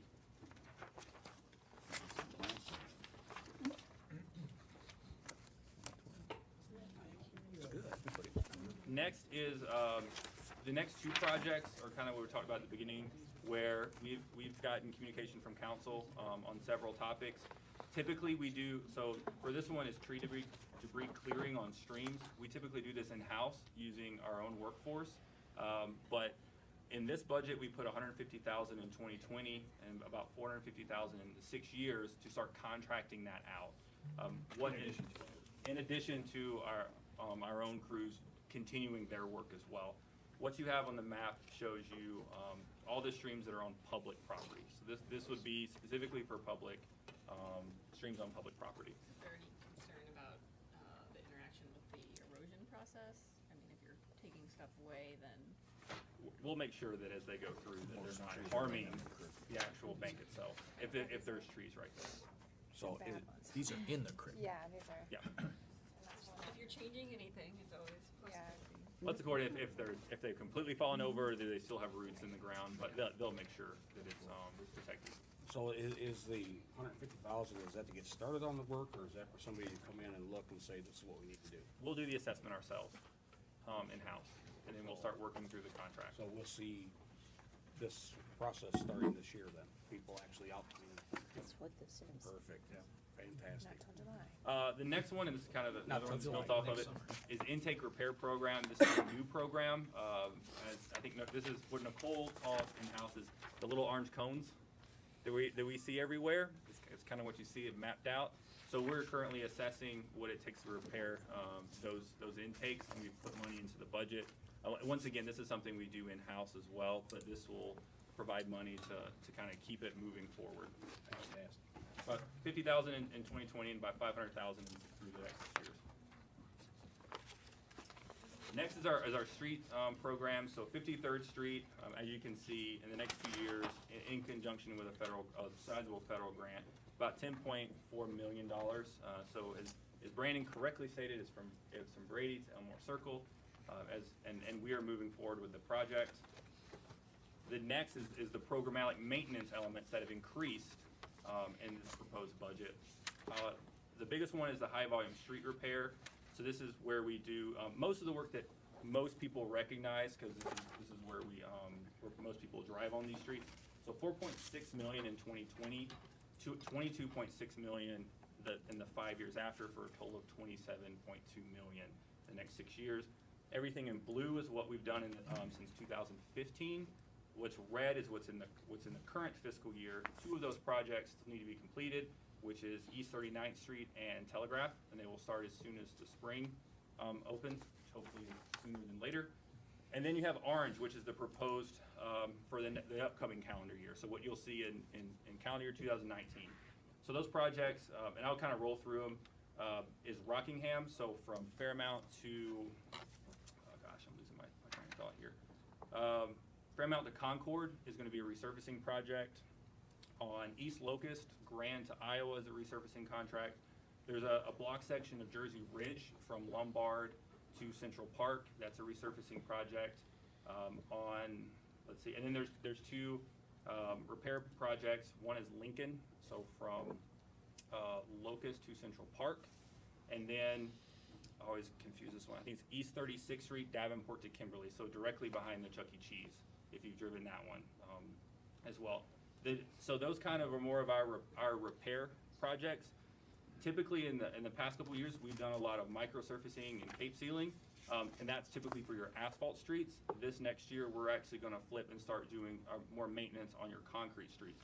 So that's where you see Elmore, a section of Elmore, section of Jersey, section of Eastern up here on the east side of town, and then West 76. So that will be targeted joint replacement, and then selective panel replacements. Because I'll take Elmore for an example.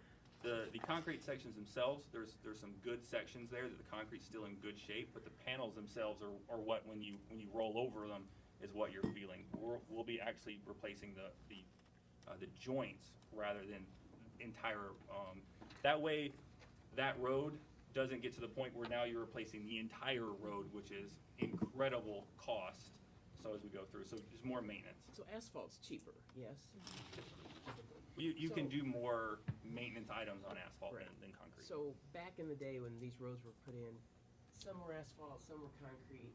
Why the difference? Is it any given fiscal year? I think something was cheaper. I think in engineers, you Does it could, have something to do with- if you sat 10 engineers around a table, you'd probably get half of them to say they like concrete, half of them they like asphalt. The sub-base. And then you get into the what underneath. and then you underneath the ground. a lot of what we discover is the problems is there's either little or no sub base underneath our So then roads. you use concrete. Well, I mean, Not necessarily. not necessarily. Just depends. And sometimes it's traffic related. So if you have heavily like truck traffic, for instance, that is just weighted and you have those turning movements, typically concrete.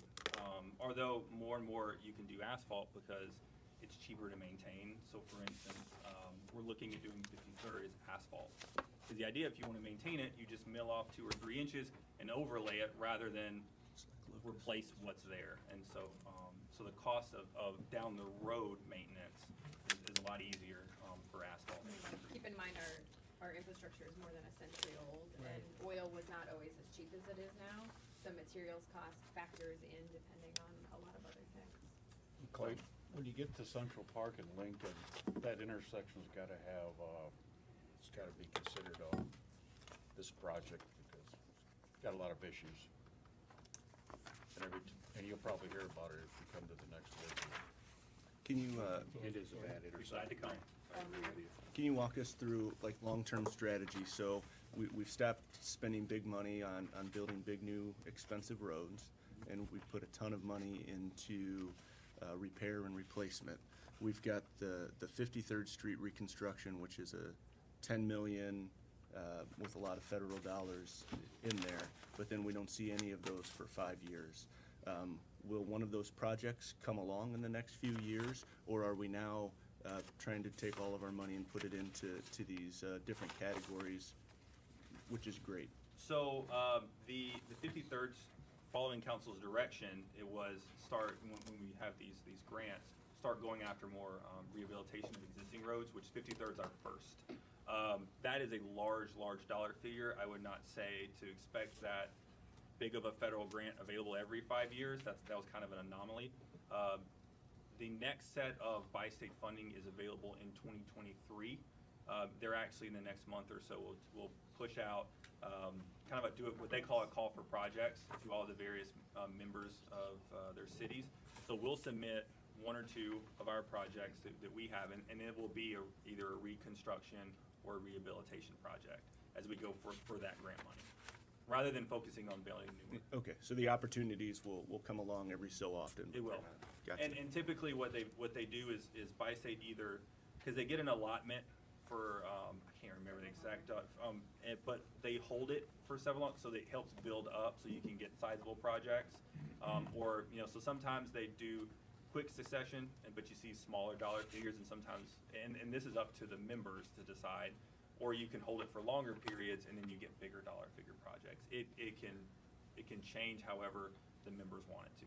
But we'll continue to go after those, and meanwhile putting more and more of city funds into maintenance projects. Okay. Next is you see asphalt neighborhood street repair. So this is where the map shows you all local neighborhood roads that are asphalt is mapped in front of you, and this is, and then the next slide is still asphalt neighborhood street repair. So this $1.3 million in 2020 is for our in-house crews and for their materials and for them to work in the summer. What you'll have on you is in blue is past projects, in red is the priority projects for this calendar year, and what's in orange is the second priority of calendar year. Priority 1 is something that we feel comfortable saying that's going to happen in that year. We certainly want to be able to get to priority 2, but just please keep in mind, both the council and people listening, that this is also our work crews that when floods happen or when other events happen that we need people to respond to events, their crews are happening too. So sometimes that kind of throws out, it's not a contractor who that's going to be there every day. Our crews respond to multiple things that happen throughout the year. So Gotten any closer to figuring out what to do about private streets? It's a policy issue that the council will take up at some point. Yeah, I think we should have that discussion sooner than later. I mean, from a practical standpoint, we will not bring you a development proposal with a private street in again. Right. But you have private streets existing in the city that we don't maintain either from a snow removal standpoint or from a true maintenance standpoint. You can see the need citywide is desperate with the assets we already have. So taking on more is a very large decision for you to make. They still pay taxes, so let's have the discussion sometime if Marie is okay with that. Question. Yes, sir.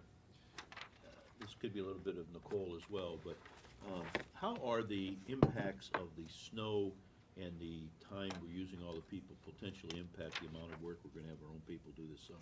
So I don't think it's going to really hurt much at all, because it's typically the same workforce. So very generally speaking, in the winter months, plowing and salting and everything, and then in the summer months, then it's road construction. The overtime budget is where we'll see this winter being a little different than it's been.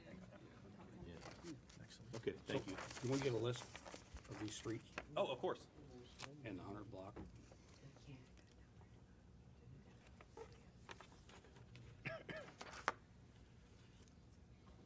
waiting for your alley presentation. The next one, I figured you would.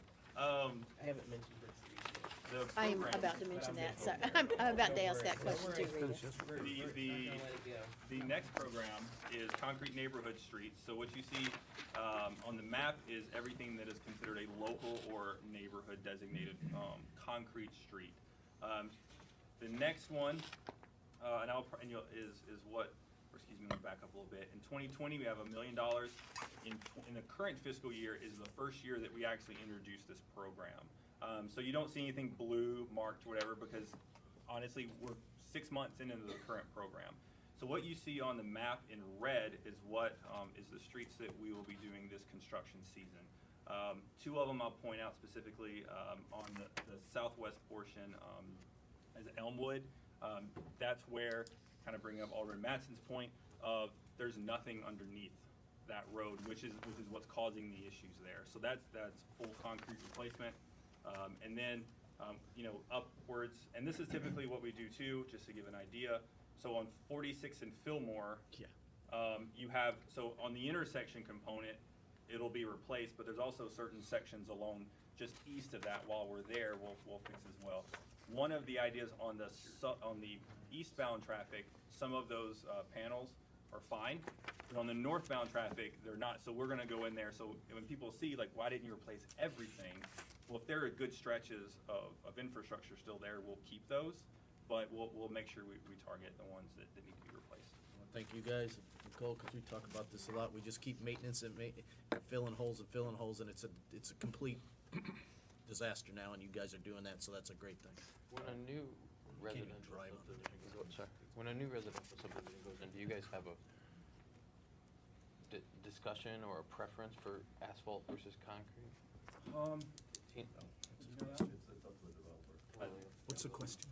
The question was, Asphalt does versus staff concrete. have input on whether or not a new development occurs, whether it's an asphalt or concrete street?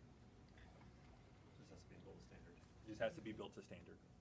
Yes, ma'am. And I'm gonna ask the Brick Streets question because there's, We haven't gotten there. Can- there yet. I don't see anything in the budget for it. Gonna do it in the alley, but go ahead.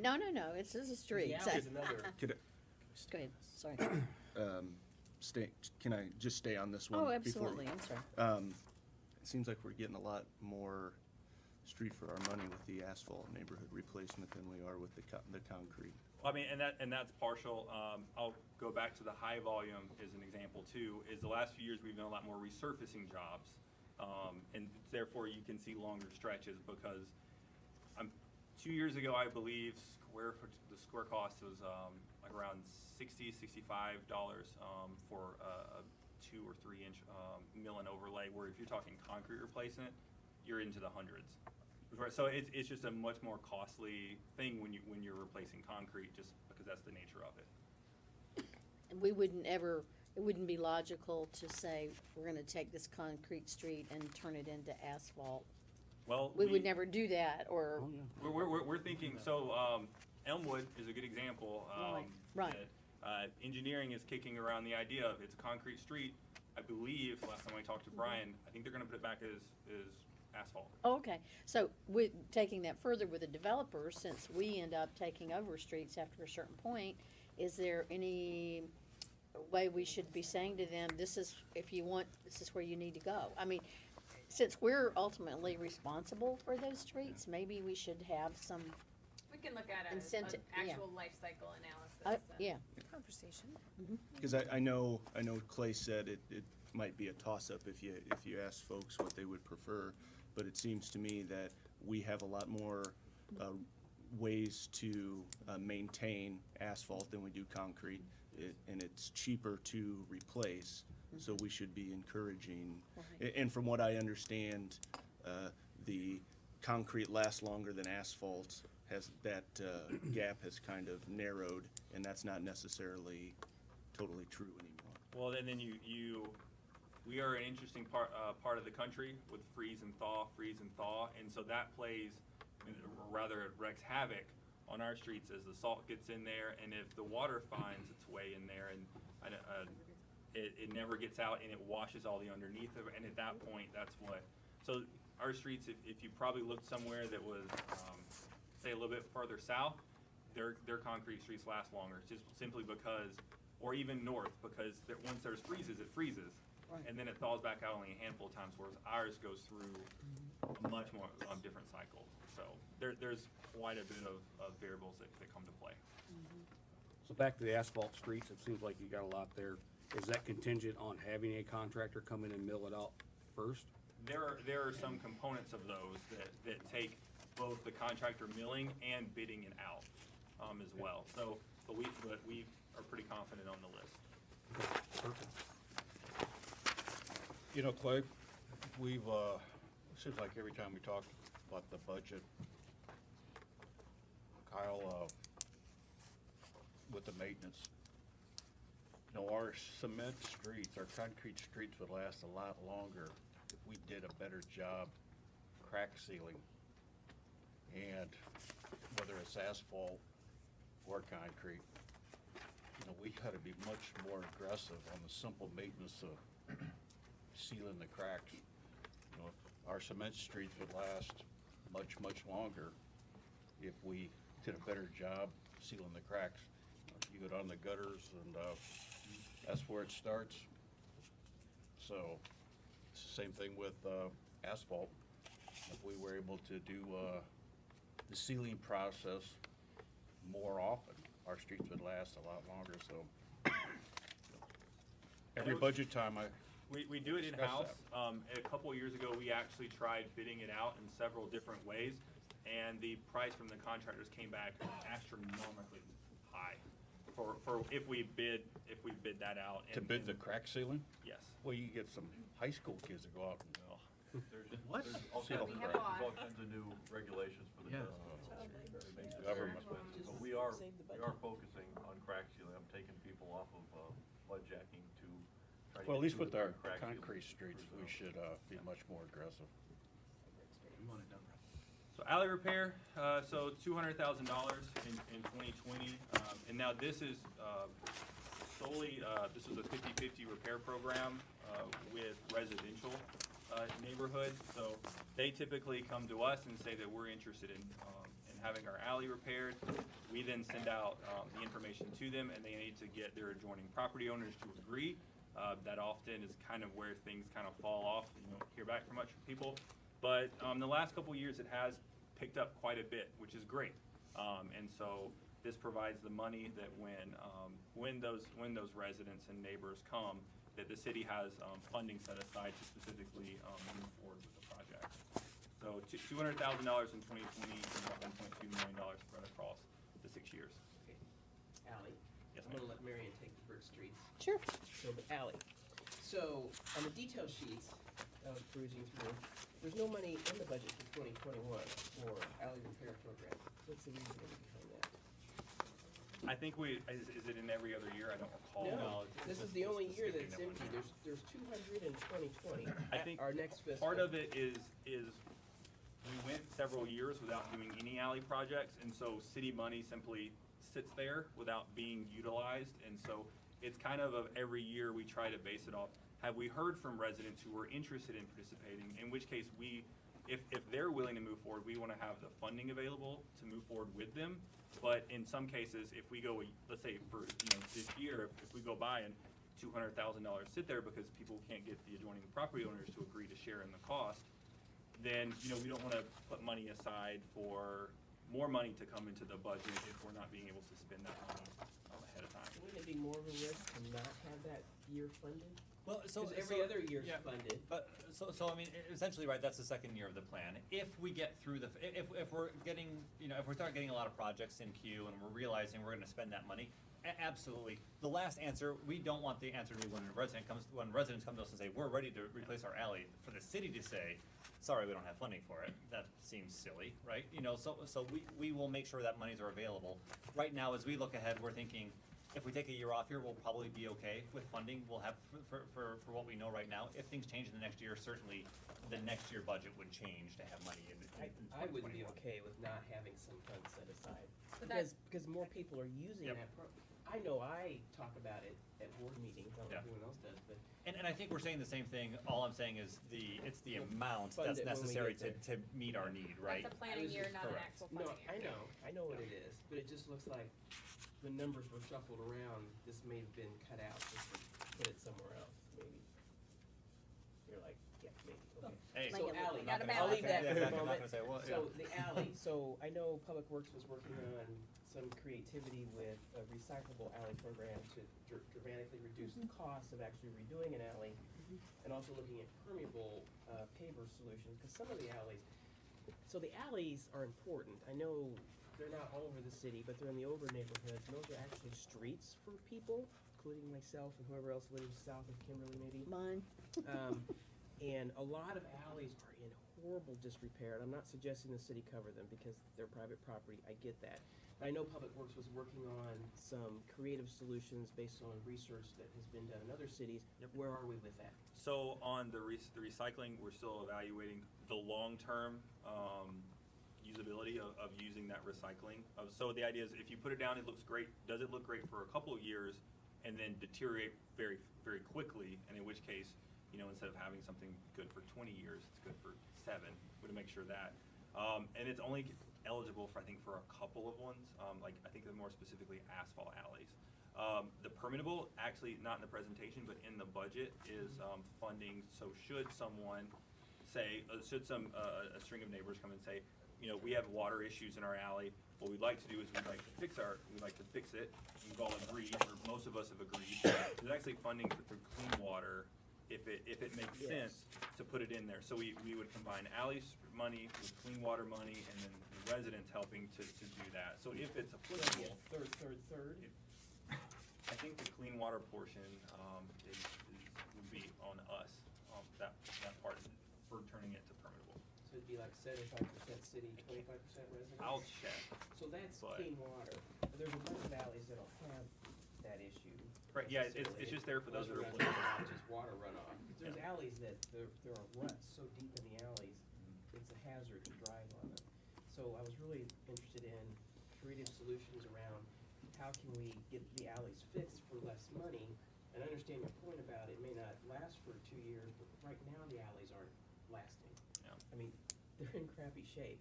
So we need some creative ideas of how we can fix this with less money so that people can afford to meet us halfway to get this fixed. I think people would step up and pay, you know, their fair share if it wasn't costing as much.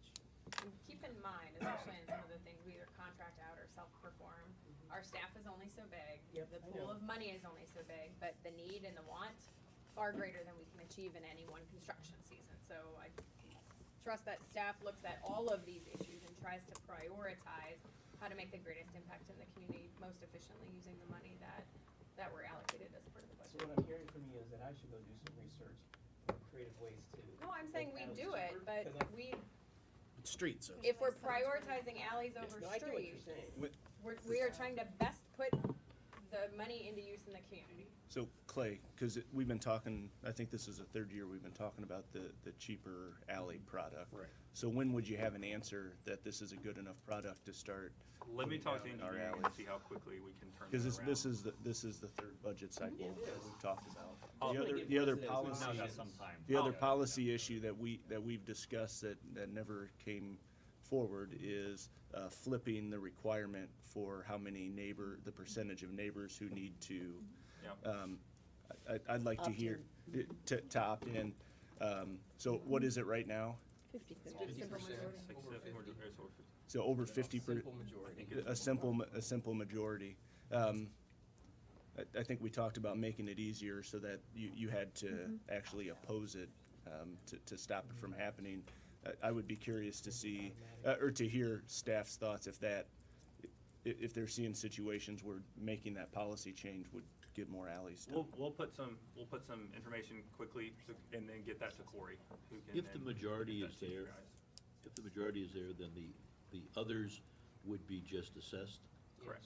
Okay. just- No, but I he's just- addressing the other conversation point we Yeah, had yeah. about an alley being at such a point of disrepair that we just fix it Yeah. regardless. Just like we do sidewalks. Just like we do sidewalks, when it becomes a So danger bad. to the public, and then it just gets assessed. So And I've that's heard- something we There's some never- assessment law stuff Thank we you. need to look into. Yeah, okay. And I heard from Brandon as well, we are looking at, if somebody is ready to do it, that we can, you will make adjustments in the budget to make that happen. We're not gonna say, sorry, missed it, we're gonna do, that's the important part for me. Whether it's specifically listed, we can take care of it. I'll put something together and get it in front of Corey, who can then circulate it. Okay, brick streets. Go for it, Mary. It's missing, it was higher on the council's agenda than it's in black here, which means Nowhere. nowhere, and that's not, this is a program, so what happens when we have does it just get rolled into neighborhood streets? Yeah, so I think here's kind of what our thoughts were as we were going Right. through the planning process, because you're right, it appears on that list, on there. Our thought was whether or not, it was worth, I'll use the word diluting some of the other programs of streets, right, to create a different program for Right. brick streets. Our thought was, when we have a brick street, we can certainly look to those, that needs to be replaced, we can look to those other programs to move the Right. funding to be able to provide replacements on there. It wasn't just, the answer for brick streets is nothing But ever. how much did we have before? We had, was it not, I think we put it, well, I Was think it- it was more, what was it, 200,000 or so? It was 2 to 300. okay, so I guess here's my point. So it looks good. Oh, we put an extra $300,000 in asphalt streets or wherever over last year. I think it's more. I think it was $1 million and now it's 1.3. But we really haven't added anything because brick streets now gets rolled into that. So if we're not gonna have do you understand what I'm saying? So we really haven't added anything to No, our. we have, yes. Well, no, but Absolutely. we really haven't, No, we have. because we had that More. extra pot of money for brick streets, that now we have two pots of money, we have asphalt and concrete, and that's great. But we really haven't, you guys understand? If we had $1 million and $1 million last year and $300,000 in brick streets, that's 2.3 million. So we have 1.3 and 1 million, now we've got 2.3 again this year, so we really haven't. The total amount in added. neighborhood No, streets yeah. is higher regardless of. Whether or not you. Then include brick can I streets. Material. suggest, Yeah. so that this doesn't get lost, that you add to one of these brick, so it's asphalt and brick, or I don't care where it goes, but that we not forget, because what will happen is, well, we don't have any money to fix brick streets, because it's not called that anymore. If you're not gonna separately fund it, which I understand, it gives you more flexibility, then I think it needs to be there somewhere. Alderman Grip? Yeah, so, I thought the 200,000 specifically for brick streets was very constraining to brick streets, cause Right. then it was saying, well, we can only Right. do a half a mile of brick streets a year. Whereas if you put it in the bigger pot of money and you say, well, this is a neighborhood street and it goes with Right. concrete or it goes with asphalt or whatever, then we've got 3.5 million. And at least if you want to do a mile stretch Right. of brick street, you can do it out of that Sure, bigger sure. pot, which. And Yeah, I so think the just other add side it of this- into add it in with the name somewhere, I don't care. The other side, if I may, the other side of this is, we're all saying it's part. So that's where the decision lies anyway. If somebody brings up a street, it's part of the brick and the asphalt number. And if we find the project that needs to be done, we can Right. discuss that like we would any other project. Exactly, and that's what I Part mean. of the neighborhood street Yeah, it's it's a our neighborhood discussion street, it if happens. that particular street So we makes a get it. priority list. I think everybody here understands it. I So- wanna see it in writing, So- because this group of people might not be here next year or in 5 years, so I want it named in there, because I don't want it to disappear, and suddenly, well, it's not asphalt, it's not concrete, so we can't do it, Rick? that's all. I agree with you, but I also got to say that, then that, also we wanna throw in the gravel streets, the streets that aren't paved, the ones that aren't point. done around the city. Cause That's a good they point. should be able to be used out of the same pot of money, but we go by priority of what our staff recommends. We'll just call it neighborhood streets. That's fine. That way we get everything. Yeah. Well, rather than a title, no. Yeah, we can do that. That works. Doing it by So, material. just, Well, yeah, instead of Yeah, doing by yeah. material, we'll just lump it in. just to point this out, so we have a list of historic brick streets, and I just wanna verbally say this, sometimes that gets lost in the rush to fix a street that gets overlaid with concrete or asphalt. And brick streets, we lose some of that history and heritage that makes Davenport unique, because brick streets are beautiful, and they do a lot of other great things. And I'm not, Nicole, I'm not gonna go into, when we take up a road, let's just preserve the brick street today, but, I mean, I just wanna make sure we're mindful of the historic brick streets that are actually listed on the National Register, and that those should be most definitely repaired back up to their brick status and not, paved over and stuff. I don't wanna belabor brick streets, but we spent over $750,000 replacing Ohio because it was a brick street, because it was historic. The neighbors would have been just as fine with $80,000, $100,000 worth of asphalt. So, Yeah, but how long, but then I'd wanna see the data on how long the brick street would last versus, and repairs versus asphalt or concrete and repairs, and the cost over time. And you know it will last longer, cause it's bricks already already lasted historically, longer. research shows that they So last don't be longer with short-sighted less there. maintenance. Well, I'm just- So they're cheaper, they're more expensive up front to maintain and put in, but they save money over time. I would All about suggest, perception. I would suggest, the issue here is, this is a topic that exceeds the budget discussion. Yep, we can move on. We got money into neighborhood streets, We'll- and we'll then adjust we the have to name of have it these make it clear. discussions. Please, thank you. Sure. Yeah, sure. Next project is, so downtown streetscaping program. So the council agreed or approved an agreement with the downtown partnership for us to start installing, gradually start installing streetscaping. The partnership has actually came back and said, you know, we are willing to put our, is that they're willing to put their own, more of their own money into it if the city's able to match, because there's a percentage of what the city pays versus what they pay versus what the property owner pays. And so in this case, the city, in the proposed budget is for the next fiscal year, so $270,000 of city money, and that can get approximately $135,000 where the partnership is willing to put in as well. To kind of help that process as well, the partnership has also said, well, for the design, for the purchase, or rather the payment for a design consultant for the next 3 projects, that they're willing to pay for that as well. Great. Wonderful. Great. That's This good. is so much of great improvement. Anytime we can partnership and they're coming up to the table, then we need to do our part. Yeah. And I think that's the good news about all throughout this. There's a lot of collaborative things that have extended our money in a lot of different ways. Well, remember, we're working with them as well on the replacement of all the downtown streetlights. That's going out to bid here Next very soon. month. Yeah, Yeah. so, I mean, a lot of good things coming. There's a lot of good talk about that around the community. Absolutely. Disinfection, and- disinfection. Lastly is the disinfection of treatment plant effluent. This was the large plant project that Brandon was talking about for secondary treatment. So in 2020, $5 million, in 2021, $3 million for a total of $8 million project. Well, At it's- least. Great. Randy, any questions or other input? Close I that got slide one. and then we're ready for Oh, break. sorry, I missed my little pictures here. There was a close-up slide I missed. Go ahead.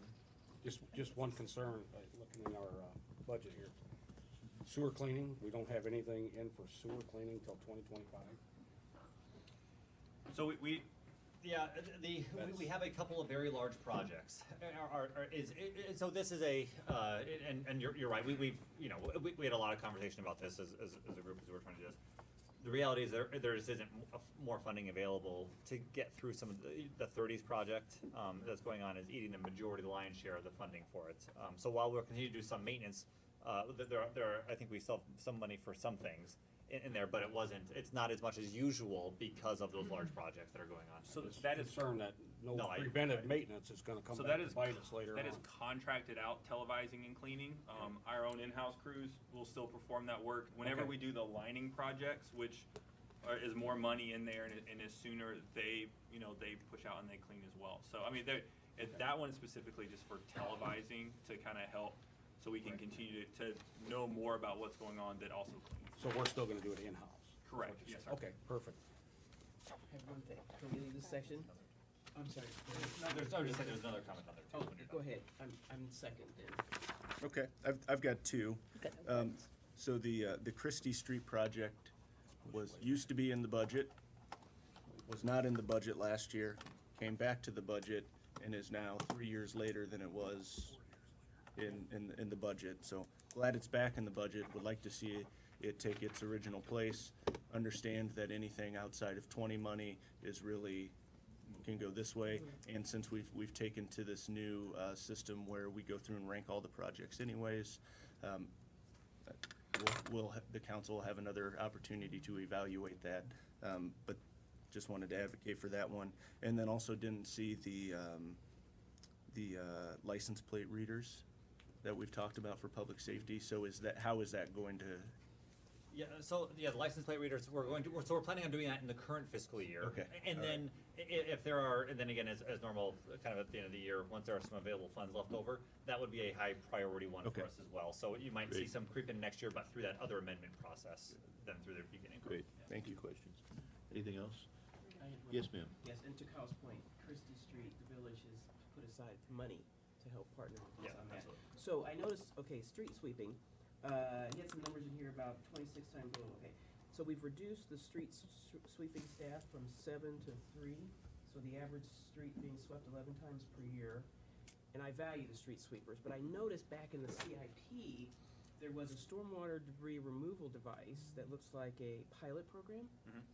And is that an attempt to make up for our lack of staff? Because I noticed we've lost significant staff. I would say it's not an attempt to make up for that. It's just trying to see if we could think of or utilize new technology to better remove garbage out debris of the of the sewer stream. system. So we want to try something out. It looks like it's worked in several locations. We want to see if it works here for us. And so they're two separate things. Because that's pretty inexpensive here. Yeah, it's- 30,000 for 12 intake devices. Yeah. So that we definitely That want would to keep try the that. garbage out of the sewer system, above the grate, and on the street. So we'll let you know how that goes.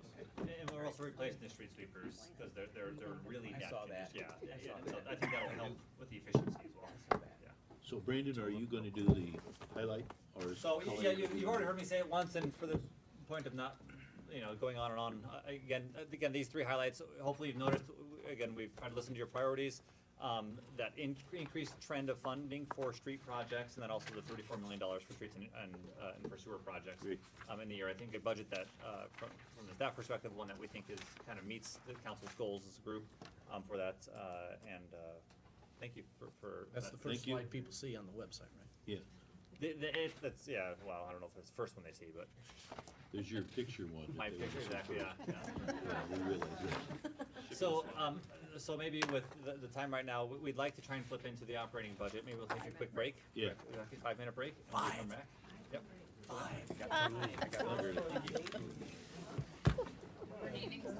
We timed it how long you can walk to the bathroom. They said it was downsized. What, the amount of snow we're getting, temperature, I can't, Definitely gonna be doing more. I can't have it. Oh, I thought I just said 3 to 6 inches. I got a fire brain. Is that what Monday's looking like?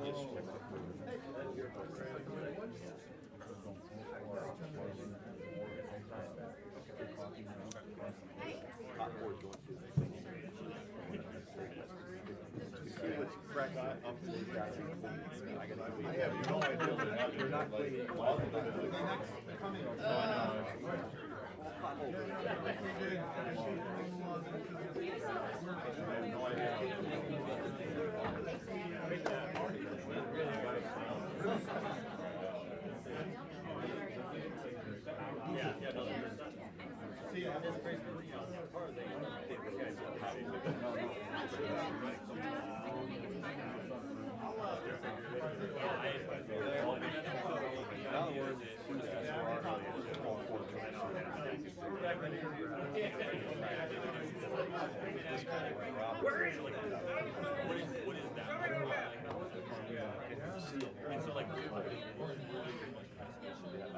I agree. I mean, that's, if you look at 29th Street, West of Marquette, I remember when that thing was completely reconstructed, and it's gone to shit.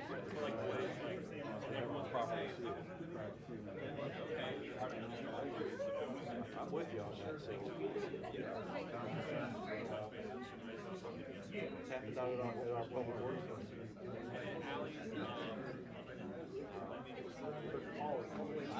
There's always something going on.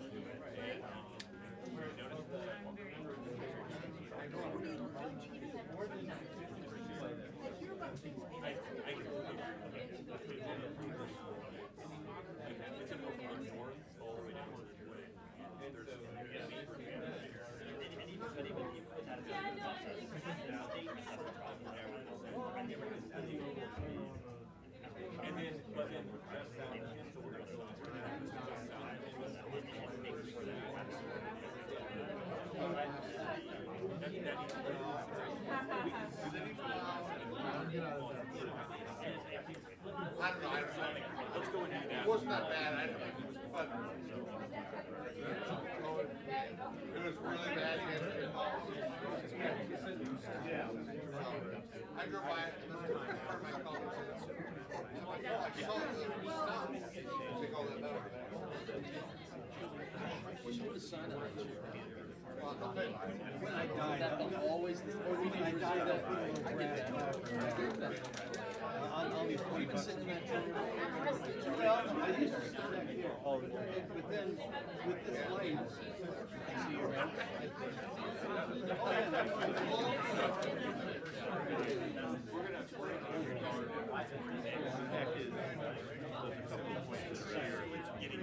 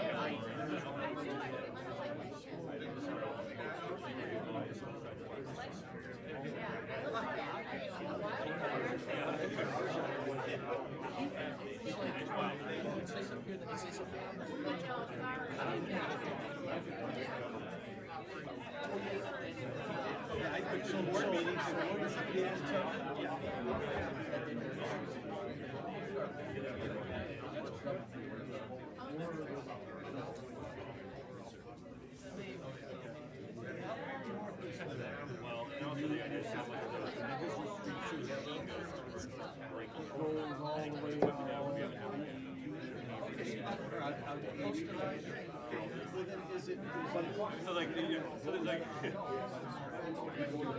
No, but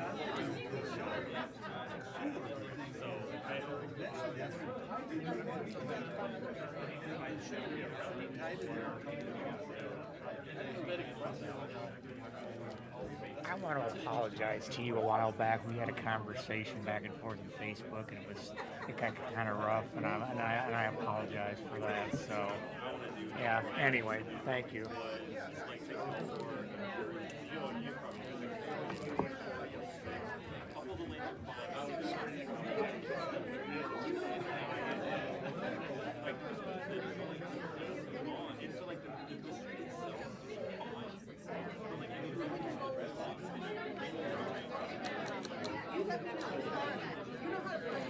Everybody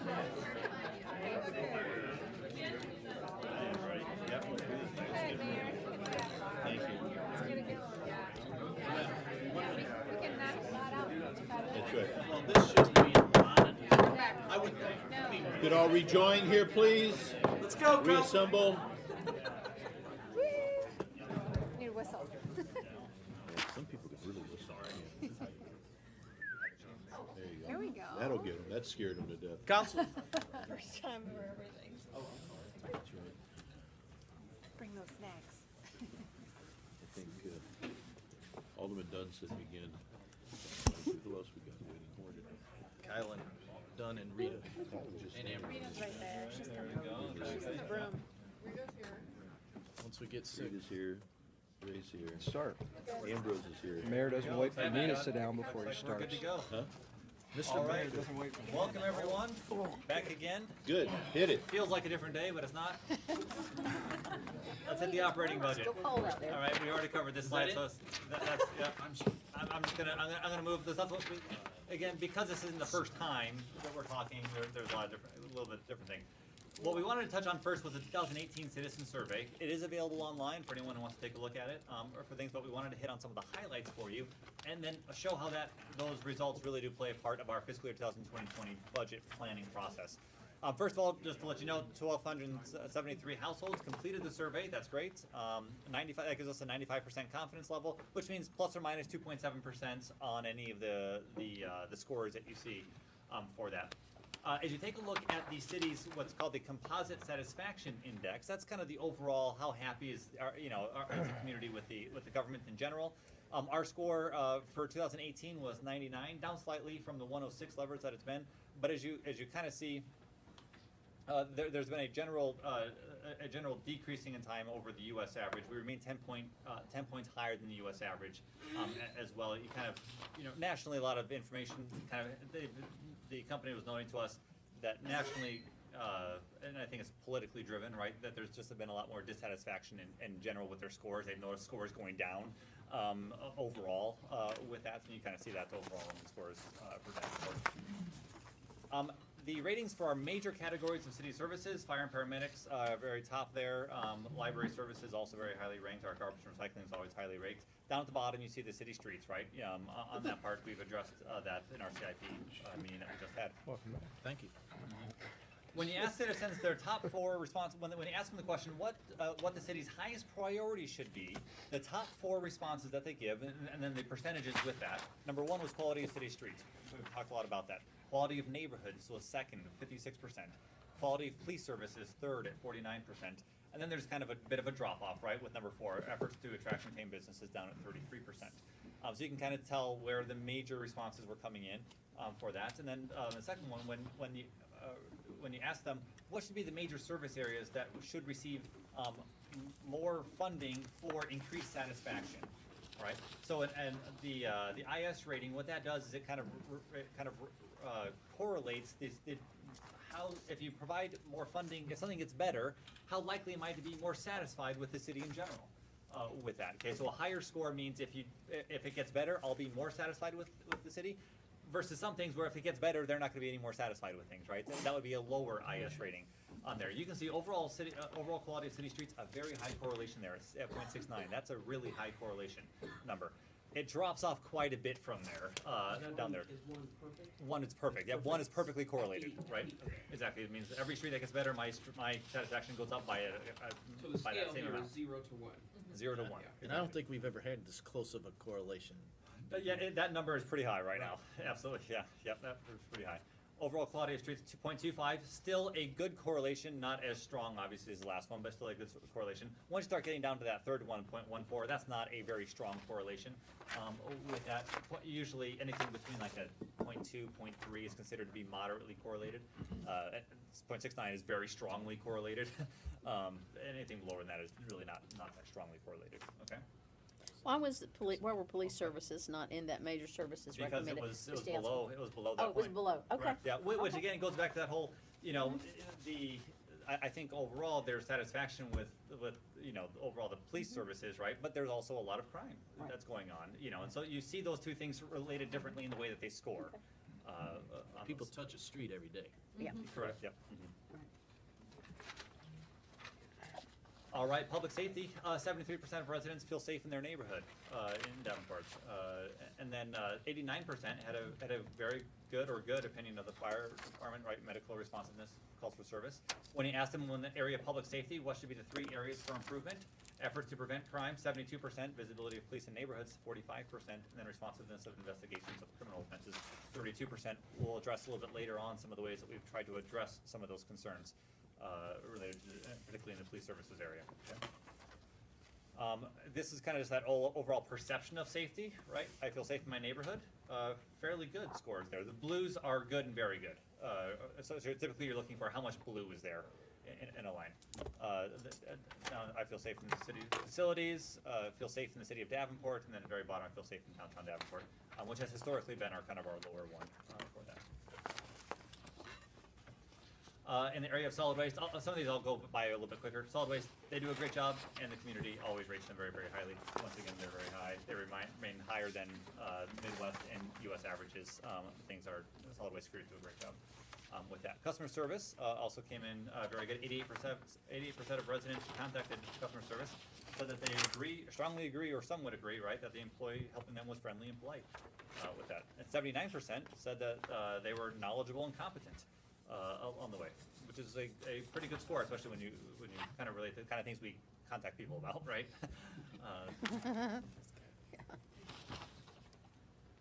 Okay, so those are those scores right there. Again, a lot of blue in those categories. Okay. Streets and infrastructure, 69% of residents had a very good or good opinion of snow removal, so snow removal continues to remain a good score for us. In the area of streets, 75% thought the condition of major city streets should be a top priority. We covered that a little bit earlier. And then 57% thought the city's flood control and protection efforts were very good or good.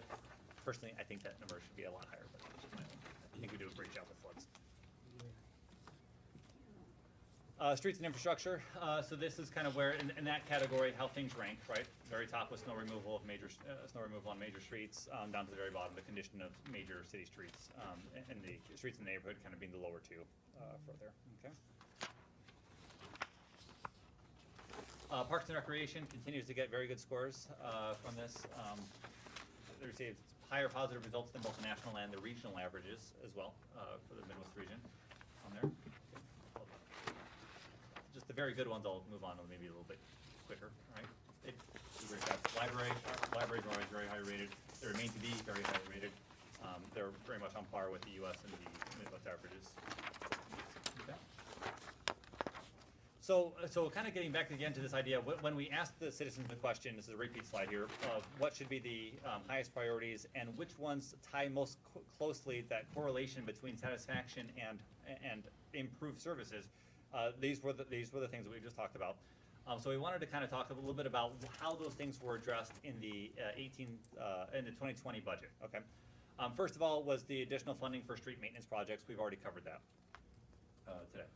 Additional funding for urban revitalization, we've also covered that when it comes to the neighborhood components of that part. Obviously, there's more to be had in neighborhoods. We realize that part. We look forward to many, many work sessions and discussions on this topic as it continues to get built out. And then additional funding for sidewalks that was in there as well. That we didn't maybe emphasize as much as we could have that last time, but there was, I think, that extra $200,000 in there for sidewalks, if I remember correctly. Also, this budget maintains the 4 additional sworn police officers that we put into the 19 budget. Okay, so remember, 2 of them were dedicated towards neighborhood policing, 2 of them were dedicated to the schools.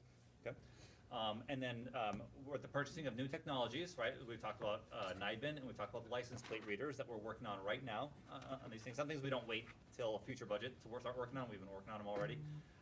And then the third one is here, increasing minimum staffing levels that the PD is working on. We'll have a slide on this a little bit later, but they're working on increasing their minimum staffing levels for their patrol units.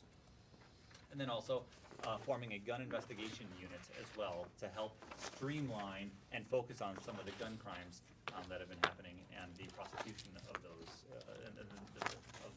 gun crimes.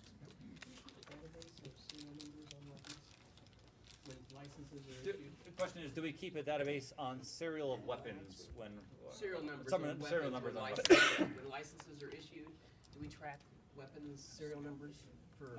Well, we track the ones that we confiscate or seize as evidence, but the ones that go through for licensed owners, no, we do not. If that answers your question. Yes, it does, thank you, Chief. All right, so again, that was just kind of a brief intro into the 18 citizen survey. There are lots of pages to it. Anyone who wants to read it can go online and read the entire document. So there are lots of pages to it. Okay. In the 2020 budget packets that we gave you, there is just again, information that you have. I'll breeze through it relatively quickly. There's the presentation section, which have all your presentations. You have then a summary section that has kind of this overview. You have summary reports, and then detail pages. You have lots of pages there from departments of how they're funded, what their staffing levels are, what positions are going to be funded for next year, all the details there. For that, it's probably at this point 600, maybe 700 pages of good times. So if you have any questions on that, please let us know. There's lots of material there. It's also available online. One of the Game of Thrones That's good information. All right, so we'll start off by talking about how fiscal year 2018 ended as we kind of look into getting prepared for fiscal year 2020. Overall, balances and reserves went up throughout the city. We now have unassigned balance of $11.5 million in the general fund, which represents 23.9% of our general fund expenditures. And the city council's policy obviously is between 17 and 25, so within that policy. We also continue to see significant improvement and maintaining that improvement in our negative cash funds. From time to time, you will have funds that are in a negative position for one reason or another. Almost always, and the ones that we have right now are all related to grant situations. So I spend out a grant, I spend the money, and I haven't been reimbursed from the federal government yet, right? Because it's still going on. I crossed a fiscal year, I have to, and I'm borrowing that money technically until I get repaid, right? But it was into a negative cash position until I get that grant reimbursed on that. But all of the ones that we have right now are all related to grants. None of them because there's just a shortage of revenue in that fund. Okay. The city council has the policy that you approved about a year and a little more than that ago about liquidity. That's how much cash we have around, making sure that if there is a time in which we go down below certain levels of cash, that we have to notify you of the city council and present a plan to correct it on that. So the orange line here represents where that threshold would be. As you can see, both in our current assets, in our cash and short-term, in the governmental funds, we are well above that standard for that on those. So we're doing well in that category. And then in our business type funds on the next slide, same thing, where we are well above those minimum threshold numbers for that. don't think of those minimum thresholds as where we should be target-wise. We should be above those targets. It's because if it gets to that target or below, that means there's a problem, right? At which point, that's why I'm bringing you the plan of something's got to be fixed here, seriously, to make sure that we get that handled. Okay. All right. That's just notably, that's a very good, these are very good numbers and very good positions. Absolutely. So, Yep. I think we don't, I know you're moving us right along, but I think it's worthy of note that, we're being very fiscally sound and on all of our practices, but this is another good indicator of that. Absolutely, yeah. That policy was looked very favorably upon by the bond rating agencies, and kind of to that tune, last year, in the 19 issuance that we did, right, the 18 issuance that we did, the S&P upgraded our bond rating from AA- to AA during that year. Moody's remained the same. We'll be meeting here again with Moody's here soon. I'm always optimistic that they're going to take a serious look at that and lift it up. I think our natural position is higher. I think the results of our finances indicate a higher bond rating. It's whether or not they give it, right, on that part. And so we'll be asking for that again as we meet with them this year. Moody's did, in their report last year, though, move us to a positive outlook, which typically means good things are coming with that. So they like to move incrementally on that. They're very risk averse as a group. Yeah. I won't spend too much time on the next couple of slides because I did provide you with a report previously where you've seen these numbers on that, but we do like to at least make sure that you're aware of what's been happening in all the major fund and fund type areas. For the most part, everything is going very well. Everything increased in balances. The one exception was the risk fund, where it's not necessarily a problem of cash. It's one of net position, which means that it brings into it all the liabilities, which include future liabilities and the estimates of those future liabilities. And those numbers for the last couple of years have been going up. They were historically low for us for a couple of years. They're going back to more normal levels, and that's been increasing that liability number, which decreases your net position, hence what you see here in front of you. From a cash standpoint, though, right now we're fine on that fund. I just present net position because it's a more accurate long-term thing of the health of this area. Okay. If you understood any of that, good for you. The general fund unassigned reserves. Again, we're at 23.9%. We are where we should be with that, and where that blue line represents that trend has been going up over the last several years as we've been doing that. I'm going to do it with you guys, so it's got to go up like that. Trust and agency fund reserves. We did take a little bit of a bump up in 2018. A bit of a surprise to me. I was expecting it to go down, but we ended up going about $500,000 to the positive in the trust and agency fund last year, which was good. But this one has been, as you can see, about that 14-15 timeline. It's kind of slowed down, and it's been kind of creeping, and you can see it kind of start to bend back down over time. We continue to watch that one. In the current budget, the trust and agency fund does have a bit of a gap in there of about $300,000. That's not one that I'm worried about correcting because we have some balance right now, as well as a long-term plan that kind of says if we need to bring over some of the debt service levy into this, that's an option for the council to consider at that time. For that, but it continues to be a concern of our long-term costs related to, particularly in the pension area, but health insurance is the big driver there on that one. But we did have some advances in the health insurance, and I'll talk to you about those ones here in just a little bit. As we look at 19, just real quickly, you get reports on this, but right now we're just trending just slightly below where we should be with payroll costs for the year in the current fiscal year, which is great. We're right on track with where that is. Healthcare costs, right now we're trending a little bit lower than they were last year, 4.2%. That fluctuates from month to month. The previous month we were only 0.5% lower. Now we're 4.2% lower. It kind of jumps around a little bit, and we are trending just slightly below where the budget is for the year on health insurance claims. This is one of the few times where most of the time, Carrie, you've sat in those meetings, to know. Mary as well. Almost always we're telling you that number's higher than what the budget estimate is. Right now it's just slightly lower than that number. I'm afraid you're gonna jinx it. I know, exactly. Yeah. I feel like I shouldn't even say it. Right? All right, so that takes us through where 2020 or 2019 is going. So let's look ahead into 2020. What are some of the highlights? First of all, that it does comply with the City Council's policy related to the general fund unassigned reserves, liquidity, and also maintains our tax base, our tax rate right now, $16.78 per $1,000 of taxable valuation on that. It also focuses on police services, right? Higher staffing for the sworn officers are maintained, increases the minimum staffing levels for the patrol shifts, and the formation of a new gun investigation unit for that. And also that we had a year of strong tax base growth at 4.4%. That's our second year in a row of a strong tax base growth on that. So things are moving in the right direction as we consider the tax base. great. Okay. How much is the rollback, part of that? So yeah, and there's a slide for us to kind of talk a little bit about the rollback part of it.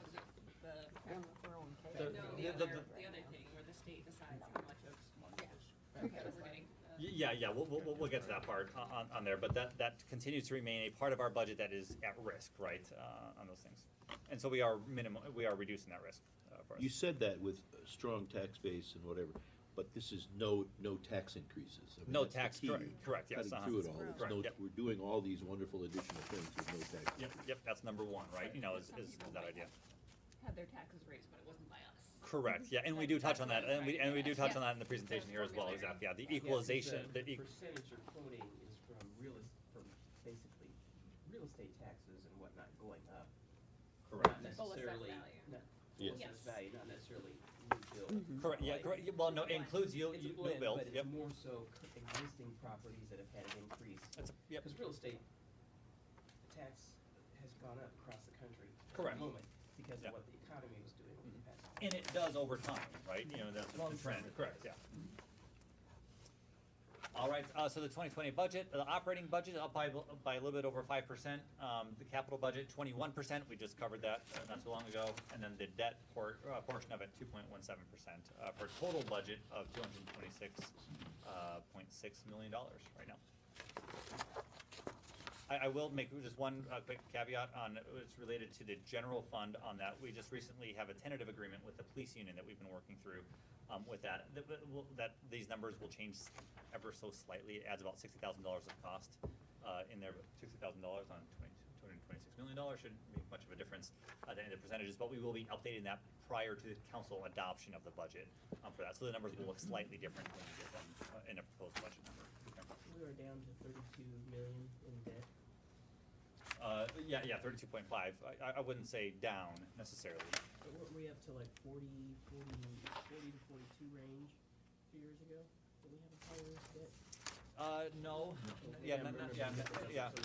And a clarifier, And what this we, is the debt service payment versus the Yes. debt load, right? I thought we got a payment 3 or so years ago that was up by about 10,000. Oh, you know what? It was probably a year that we were doing a refinancing. And Correct. by Yeah. the end, that we this did. amount.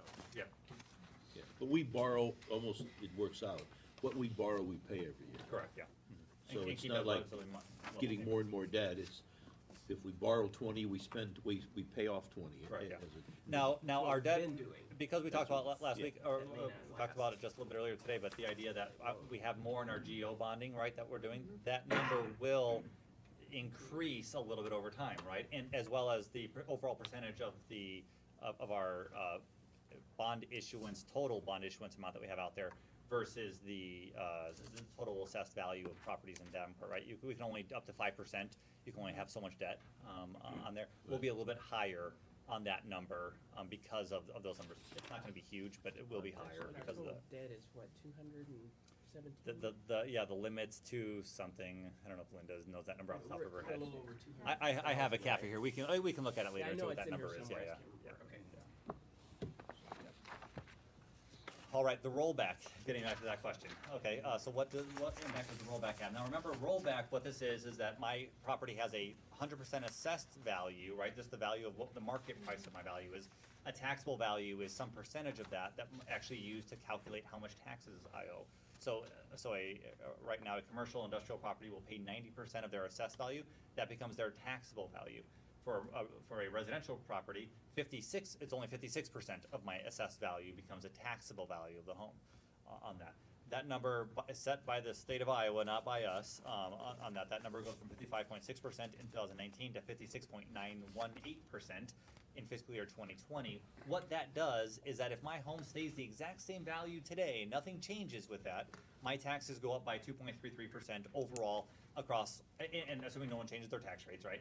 You know, across all governments that receive taxing money from them. So just to be aware of that if nothing changes on my house, that number is 2.33% higher. Okay, a lot of things can happen. Values can go down, they can go up, right? You know, whatever it is, and so individual situations may vary. Well, will vary, right, depending on what's going on with that. Commercial stays the same. Multi-residential set on a state formula that is sliding it down over time. It goes from 82.5% down to 75%. That's a loss of 9.09%. That means if I have a multi-residential property and I have the same property valued at the same amount, my property taxes next year are 9.09% lower than they were in fiscal year 2019. They raise residential taxes and lower. Putting it on the back of the Yeah, farmers yeah, and the yeah. residential Yep. people, yeah, that's And really that's why, great. you know, That's crazy. I don't think I put that slide in here. Oh, I did. This next one. Here we go. Yeah, it's that giant widening right between those lines on there. Yeah, you More on the backs of residential. And, Correct, yep, and farmers. Yep. Yeah, and that's what you can kind of see. Agricultural This is the slide representing that 100% valuation, right? You know, so residents, that number just went up naturally by 2.7%. Commercial properties went up by 1.4%, and in the multi-residential actually went down a little bit by 3.3%. Last year there was like a large spike in it. It went up by like 10% last year. So my guess it was just people challenging their valuations and probably brought that down a little.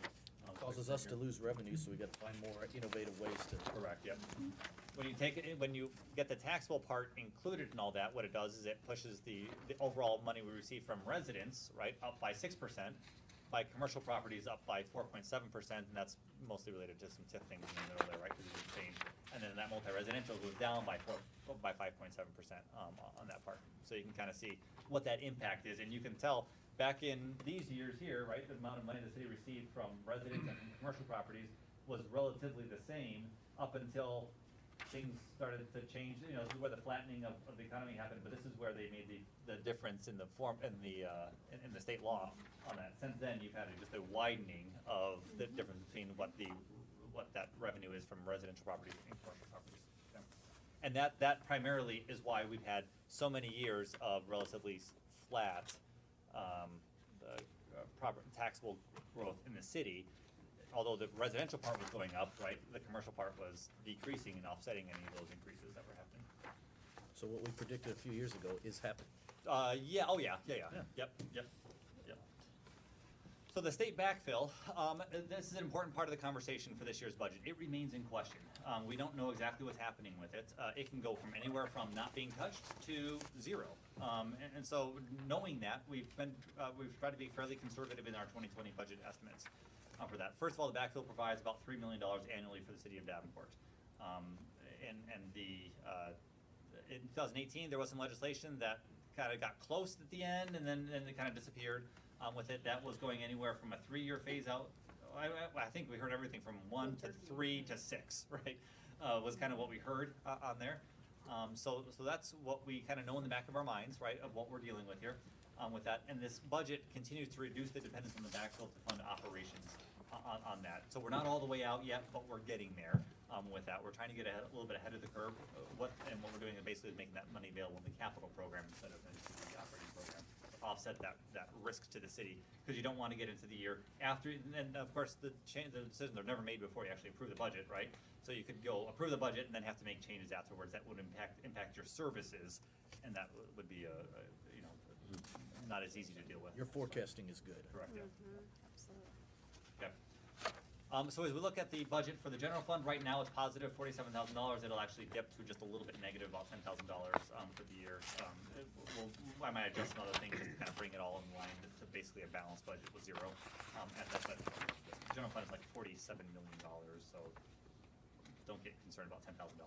You can one way or the other. Yeah. The trust and agency, as I mentioned before, remains a little bit negative. We're continuing to watch it. Again, that trend has been, it's been not quite enough revenue for things. Last year was a little bit of a different situation for that. As we take a look at where we get the money from and how we spend it, right? So general fund revenues, 82% of it comes from taxes. On the expenses side, 79% of it is paid in salaries and benefits. We are primarily in the general fund a service industry. We provide police, fire, code enforcement, you know, administration, things like that, finance, all of those things come out of generally, out of that fund. There's very little money at the end of the day in supplies and services and other things that go on for that. And taxes remain a very important part, property taxes remain a very important part of our general fund funding mechanism there. On the trust and agency side, it's even more property taxes, right? 99% of that is covered by property taxes because it's a dedicated levy for that purpose. That's why it's in a separate fund. And 88% of it is salaries and benefits, and 12% of that is allocated costs, particularly to things like workers' comp and those types of employee type insurance products. Okay? When you combine those things together, though, look how closely those things correlate, right? 82% of it, taxes between general fund and trust and agency, taxes and salaries and benefits. That's why it is so important that over time our strategy has to be, when it comes to looking at GWIs for negotiating contracts and things like that, we have to be following tax-based numbers. If we get ahead of that, we're automatically creating years in which we don't have a balanced budget for that. So those two numbers are just they're linked very closely on that, and that's why when we talk about how much increases and stuff like that, I'm always very much focused on how much tax-based growth have we had. So we're talking about as expenses, trust and agency expenses go up, we need to be willing to take a look at that related to the tax base, the tax rate that we're charging for trust and agency. Is that the simplistic way of saying it? Yes, and that there are some categories in the trust and agency fund, like health insurance, that are automatically growing much faster than our tax-based growth. Right. Some of them we have more control over, right? Because we can negotiate out wages, right? And then many of the other benefits will follow the same percentage as wages on that. But health insurance is a little bit different animal. That one grows at its own rate over time. Which is Yeah. why that's always. We're capped at we can't do much more. In the general fund. Correct. Yep. But trust and agency, we can't. Yeah, that one remains uncapped. Yeah. I know. Well, but that's why, as we talk Or about a bargaining referendum. or our third-party administrator, when we continue to look at our employee health programs, making sure that we're managing out of pocket and out of network, all of those things are so important because on the scale of the organization's size, those add up very, very quickly. So you can see right here, right, the employee health costs over time, where they've been since 2000, right? Annual increase of 5.6% during that, gone from a $6 million cost back in 2000 to now in 2018, right, a $14 million cost to the city. A lot of growth during that time. We certainly haven't had 5.6% tax-based growth annually since 2000, as you've all known. With fewer employees. Correct, yep. The employee health fund cash reserves, though, are at what I'll call a decent level. I'd like to have a little bit more in there on there because of the volatility of health insurance costs on time, but it's not bad. It certainly is much better than it was back in 2012 when we had next to nothing set aside for this. We do have some reserves, which helps offset any losses in any one particular year. Yeah. So we have a reinsurance product, the stop loss. Right. But it was a switch, really made 4 years. Oh, no. We've been, ever since I've been here, we've been self-insured on health insurance, yeah. And many years before that, too, so. Some updates on employee health, on the employee health fund. As of 1/1/2019, the one exception here being our tentative agreement right now with the police union, theirs starts 1/1/2020 on there. But we have had some changes to the health insurance that actually, I think, will have some positive impacts on the health insurance fund. One of them was the creation of an out-of-network bucket. Basically what it does, it says, right now, whether I go in-network or out-of-network, for an individual, the out-of-pocket max is $1,000, and for families, $2,000, right? What we're does said if it's 1,000 and 2,000 if you stay in-network, but if you go out-of-network, it goes to 2,000 individual and 4,000 family, right? It doubles on that. What it's doing is essentially creating the incentive for the employee to say, I'm my own pocket, right? I would like to save money, so I will choose in-network providers with that. And then also increasing the amount that they pay for the tier 2 and tier 3 prescriptions, which are the non-generic prescriptions. There was no change in the generic one, so we're saying, again, we want you to choose, we want to continue to provide a gap between the generic and the other options with that. So when they have a choice, they're choosing generic. Prescriptions are a big cost to us, continue to rise on an annual basis. So I'm just gonna say that the huge increase in prescription medication is hugely impacting our Absolutely. life. Absolutely. Somehow we gotta get it, work with the state or somebody in the nation and get this under control, cause it's killing everybody. President's working on that. Yeah, so those are two, I think, two productive Always changes that have happened, in there, and the tentative agreement with the police union, they've accepted those changes, as part of the contract that you'll be seeing that can come for you, ultimately for approval once they go ahead and ratify it on their side. But I have curiosity, so was there a percentage as far as data of individuals or families using out-of-network versus in-network? I mean, Yeah, we've got information like that, yeah. So is it I don't have like anything with me right now, but. 60% of the billing that comes through the health insurance is due to out-of-network providers, therefore, that was the basis for, I mean, No, yeah, I know I it makes think- sense to increase yeah. the deductible. And I think the way we were looking at it was more along the lines of, if this out-of-network provider, right, if they had been an in-network, this would have been the cost that we would have paid for it, Right. But we paid this much on here, and what was the difference on that amount? That's what I was wondering, Correct, what's the yeah, percentage yeah. ratio Yeah. between what people are using for out-of-network versus in-network? Yeah, we can get you some information Just, on I that. was just curious. Yeah, Just we can get the that. data Yeah. behind that. Yep. Yeah, and it doesn't even take very many cases to save big money on those ones, because you have no control, once you go out of network, you have no control on the costs, right? Well, it's gonna get harder and harder, because health insurance costs, and insurance here is really good. That's excellent. Something's gonna have to give eventually. All right, taking a look at the 2020 budget, when you take a look at the individual lines, here, this is for the general fund and trust and agency fund. Salaries and benefits up 3.5%, 0.25% for supplies. Allocated costs up 6.85%. That was really primarily due to this year was one of the years that we actually took a hard look at our liability numbers and reset them. We came up with making sure that our modeling behind them was sound, changed some of the assumptions in them, changed some of the numbers around a little bit, and it pushed some of the cost towards the general fund, which is why you see a little bit larger increase in that allocated cost area for the trust and agency and for the general fund. Okay. As you'll remember, so right now we're bringing to you a balanced budget. When we started the process, it was not balanced, right? One of the ways that we talked about that we did that was to work through a voluntary early separation program. With that, we had 24 employees take advantage of that.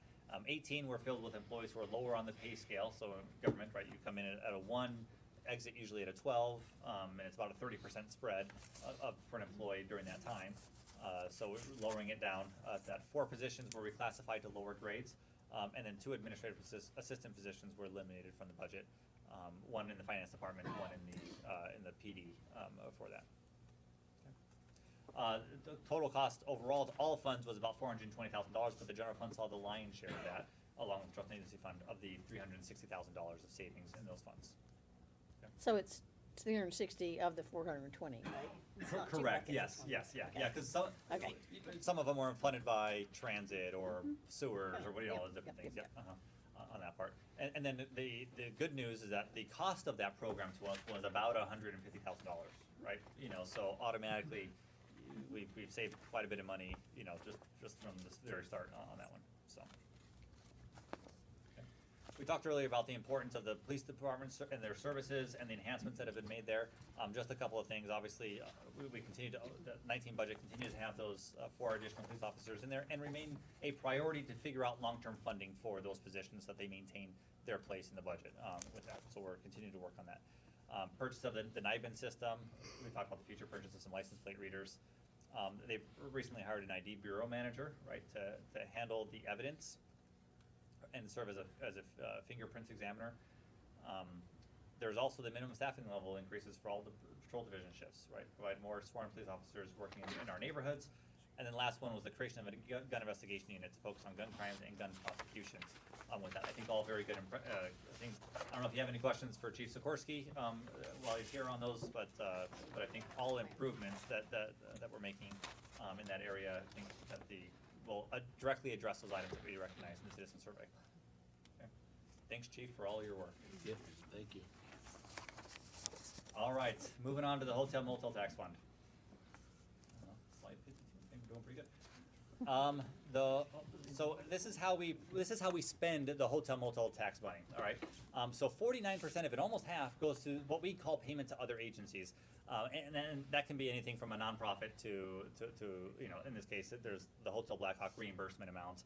There's the same thing for the Current that gets reimbursed per the contractual agreement that we have with them on that part. So that's about 49%. 24% is for the River Center, for the funding for the River Center, that covers the operating gap of the River Center.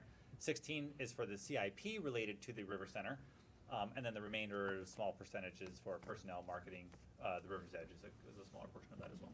Yes. Could you just briefly, Brent, that we improved the other agencies through a contractual agreement working thing. So, and I know Ms. Spiegel was hugely important in that. If you could just quickly talk, because I've had a few questions on that. And it's part of the work plan for Okay. next year Fair enough. to tie up those that remain. Fair enough. Yeah. So we've gotten some, not all of them yet. We're working through the rest of them as we do that, and we should have everything done. Okay. Hotel motel tax revenue over time for us has been growing fairly well with that. That's a good trend line right there. From 1.5 million back in 2004 now, and to almost doubling it right in 2020 with that. So it's moving along the right trend line. You've seen obviously a lot more hotels, a lot newer hotels. All those push up the amount for this revenue over time. Now we did make a change this past year in approving the Putnam agreement, right, which provides more funding over time to that agency. What I wanted to do was provide to you at least a long-term forecast to show the viability of that plan. I know we talked about it at the time, but just for the public review of this, to make sure that you understand that part over time is sustainable with that. You can kind of see you have the hotel motel tax revenue at the top, and then you've got your expenditures. We put it into payment with other agencies, which that's a part of it. And then the all other costs, because those two things act differently within there. And then you get we get a surplus or a deficit, right? In these years, we're forecasting, again, with modest growth in the hotel motel tax fund. I think I'd put it at like 1% a year or something. That's not very much, 1 or 1.5. You can see there's a small deficit in each of these years. We have plenty of balance to cover. I think I added all up together. It's $300,000. We're sitting on reserves in that fund well in excess of that. So everything will be fine, as you continue to move through that part. If you don't have faster growth in hotel motel tax. And then around this timeline, it really becomes very easy, and the reason is because you start to have some of the agreements with the Blackhawk, and then ultimately the Current start to step down, right? It goes 90% to 75% to 50%, and then it drops off. Those are the years in which all those things happening. That was part of the long-term forecasting of why it was that we needed time to work up to the full amounts, and then once we got to the full amounts, those other things would be dropping off to provide the room for some of those other things. Yeah. Moving on, sewer fund. Cash balance is doing all right. I'd like to see a little bit stronger, but we also are building up here a little bit. We also have some additional costs coming in, so I realize that we're not going to be trying to grow balance in here by a lot over time, but it's in a lot better position than where it was. As we take a look at where our monthly sewer rates are right now, so we usually tend to be in that top third. It's kind of generally where we are, and you can kind of see right now the monthly sewer rate 35.6 compared to some of the other communities around on that. Okay. Questions on that slide? No, but the one thing we might want to mention again, that's another good example of the meetings we had with the DNR. They were on consent orders and they had to catch up, and it all got dumped on the back of the citizens, and Clinton was a good example of that. So us staying ahead with a moderate rate, we're doing that work and doing it, again, very proactively, and I think that makes sense.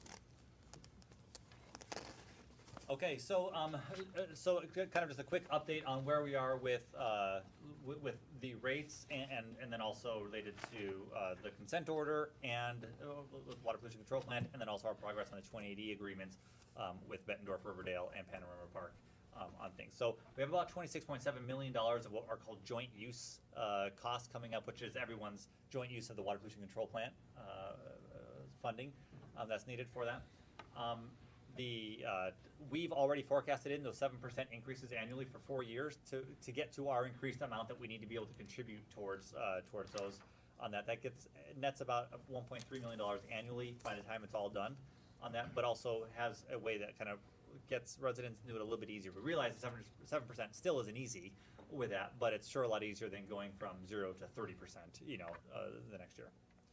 Can you somebody tell a little bit, what are those costs related? What are they basically gonna be used for the consent?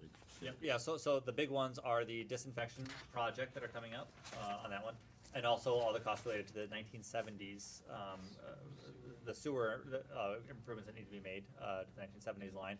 And then we also have the preparation for the equalization basin coming up, exactly, all those costs are coming up here soon. As well as we got hit with an unknown one the other day that they notified us of, that they originally planned to put in an original plan, but might go into a future plan. That might be about $8 million extra on top of that one. So there's no end to the amount of projects that they want to throw into the pool on this. We're working right now through an updated plan with them, but those first ones are certainly in it. The last one might be, so. The theme, we've been, over the years, trying to keep the big number down by doing projects, because if we don't, that astronomical number will kill us. Absolutely, So absolutely, yep. I mean, the number's gonna be big, but we're trying to keep it under control. Yep.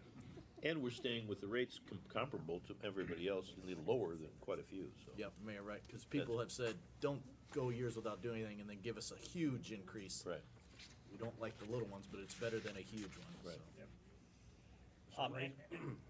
Oh, go ahead, please. Raising these 7% a year or whatever, is that figuring in getting any help from the neighboring communities? It is, and so it's anticipating that that is our share, right? 80, roughly 81% of the cost. Davenport will have to bear that part of it, on that part. Now, correct, it doesn't, but it does depend on their funding about 20% of that as well. Yeah, So you're which we're planning working that. through. We need to keep that aware. 'cause Yep, absolutely. Everybody's gotta play. Yep. Right. Well, that's been on the discussion of the 2080 for some. It has, yeah.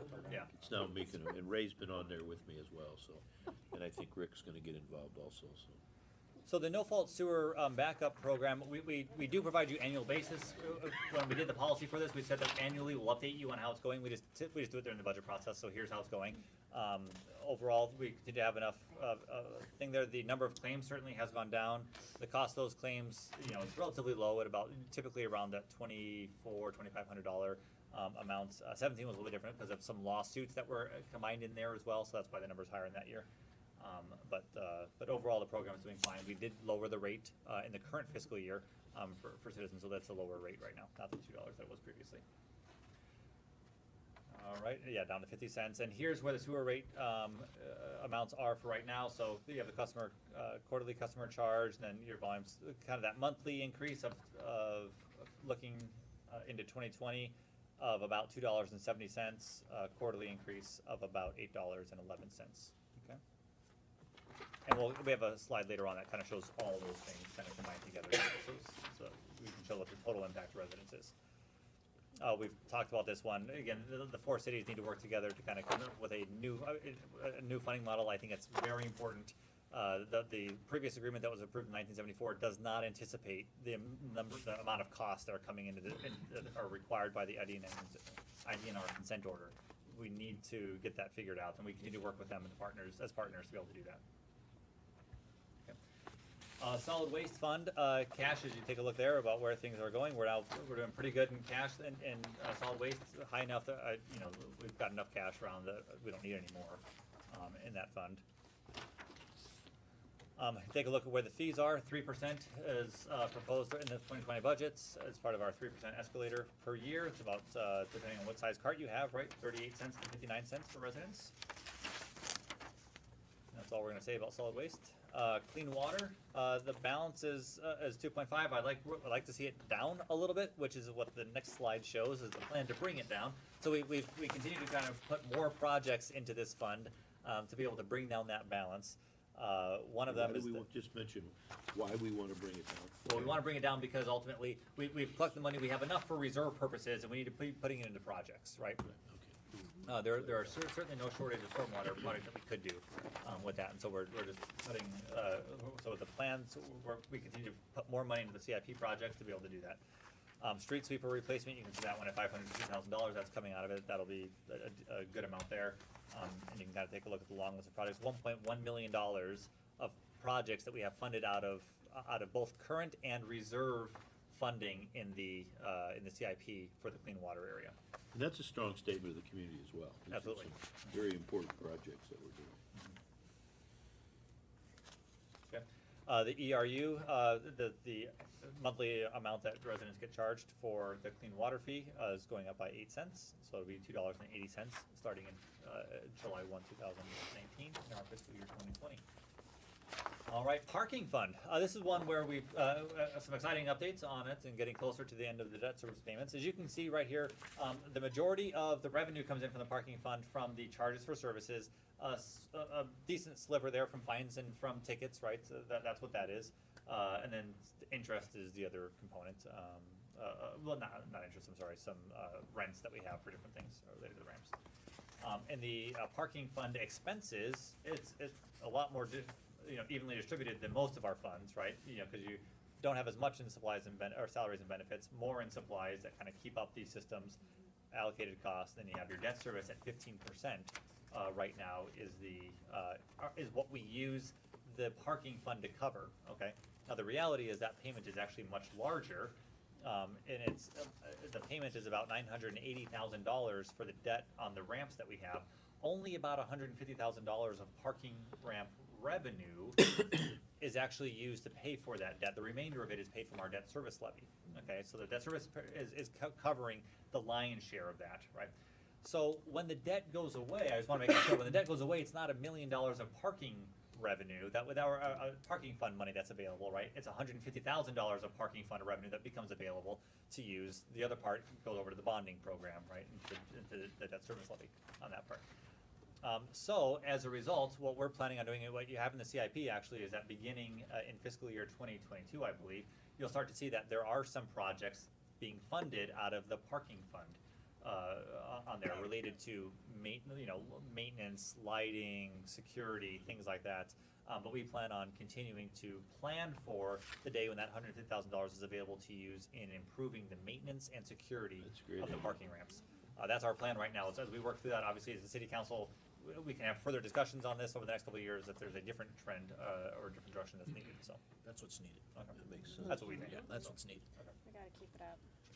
Security. All right, so as we take a look at what's the overall impact then to a median household in the city of Davenport for next year? Property taxes. Again, if my property taxes if my house value doesn't change at all, that 2.33% increase in the equalization or in the rollback is going to add $27.05 to my property, to my home for the year. When people call us and say you raise their taxes, no, call your state, because that's correct. Yeah, that's who decides all that stuff, right? On what that rate is. The sewer fee for the annual amount for the sewer fee is going to go up $32.44 for the year. The solid waste fee goes up by $5.76, and the clean water fee goes up by 96 cents for a total of $66.21 for that median home in Davenport for the year. So that's the impact of this budget. So the state is responsible for the $27, but we really are responsible for the rest. Absolutely, yeah, For yeah. these And back fund up these all the services. conversations we had about the sewer program, right? That's half of the amount is essentially. Right. The other parts are very minimal. Right. When it comes to that. So. Okay. Everybody pays fees. Not Right, everybody All right. pays taxes. Somehow we did this. Okay. Professional briefer. Exactly. Right. Think about. Well, when it's. It's like an when auction it's a little bit. new budget, we didn't. Yeah, this certainly is not as dramatic as some budgets as we've had previous years. But also- primarily by the strong tax base growth. That's But been a also, big you've part been of it. updating us on all of this stuff along the way. Correct, These yeah. are not new things that we've never heard. We've been seeing it regularly. You've done a great job keeping us up to date on almost all these items, and now we're just summarizing. Yeah. Very well organized, thank you. So is it fair to say we won't meet on Wednesday? So it is your 5th Wednesday. Thank you to you all for working through this briefly with us. You may stay home and stay warm. It's very cold. We will see you next Saturday morning. Please put that out so everybody knows. Yeah, we will. Yep. Right. You know, just a point,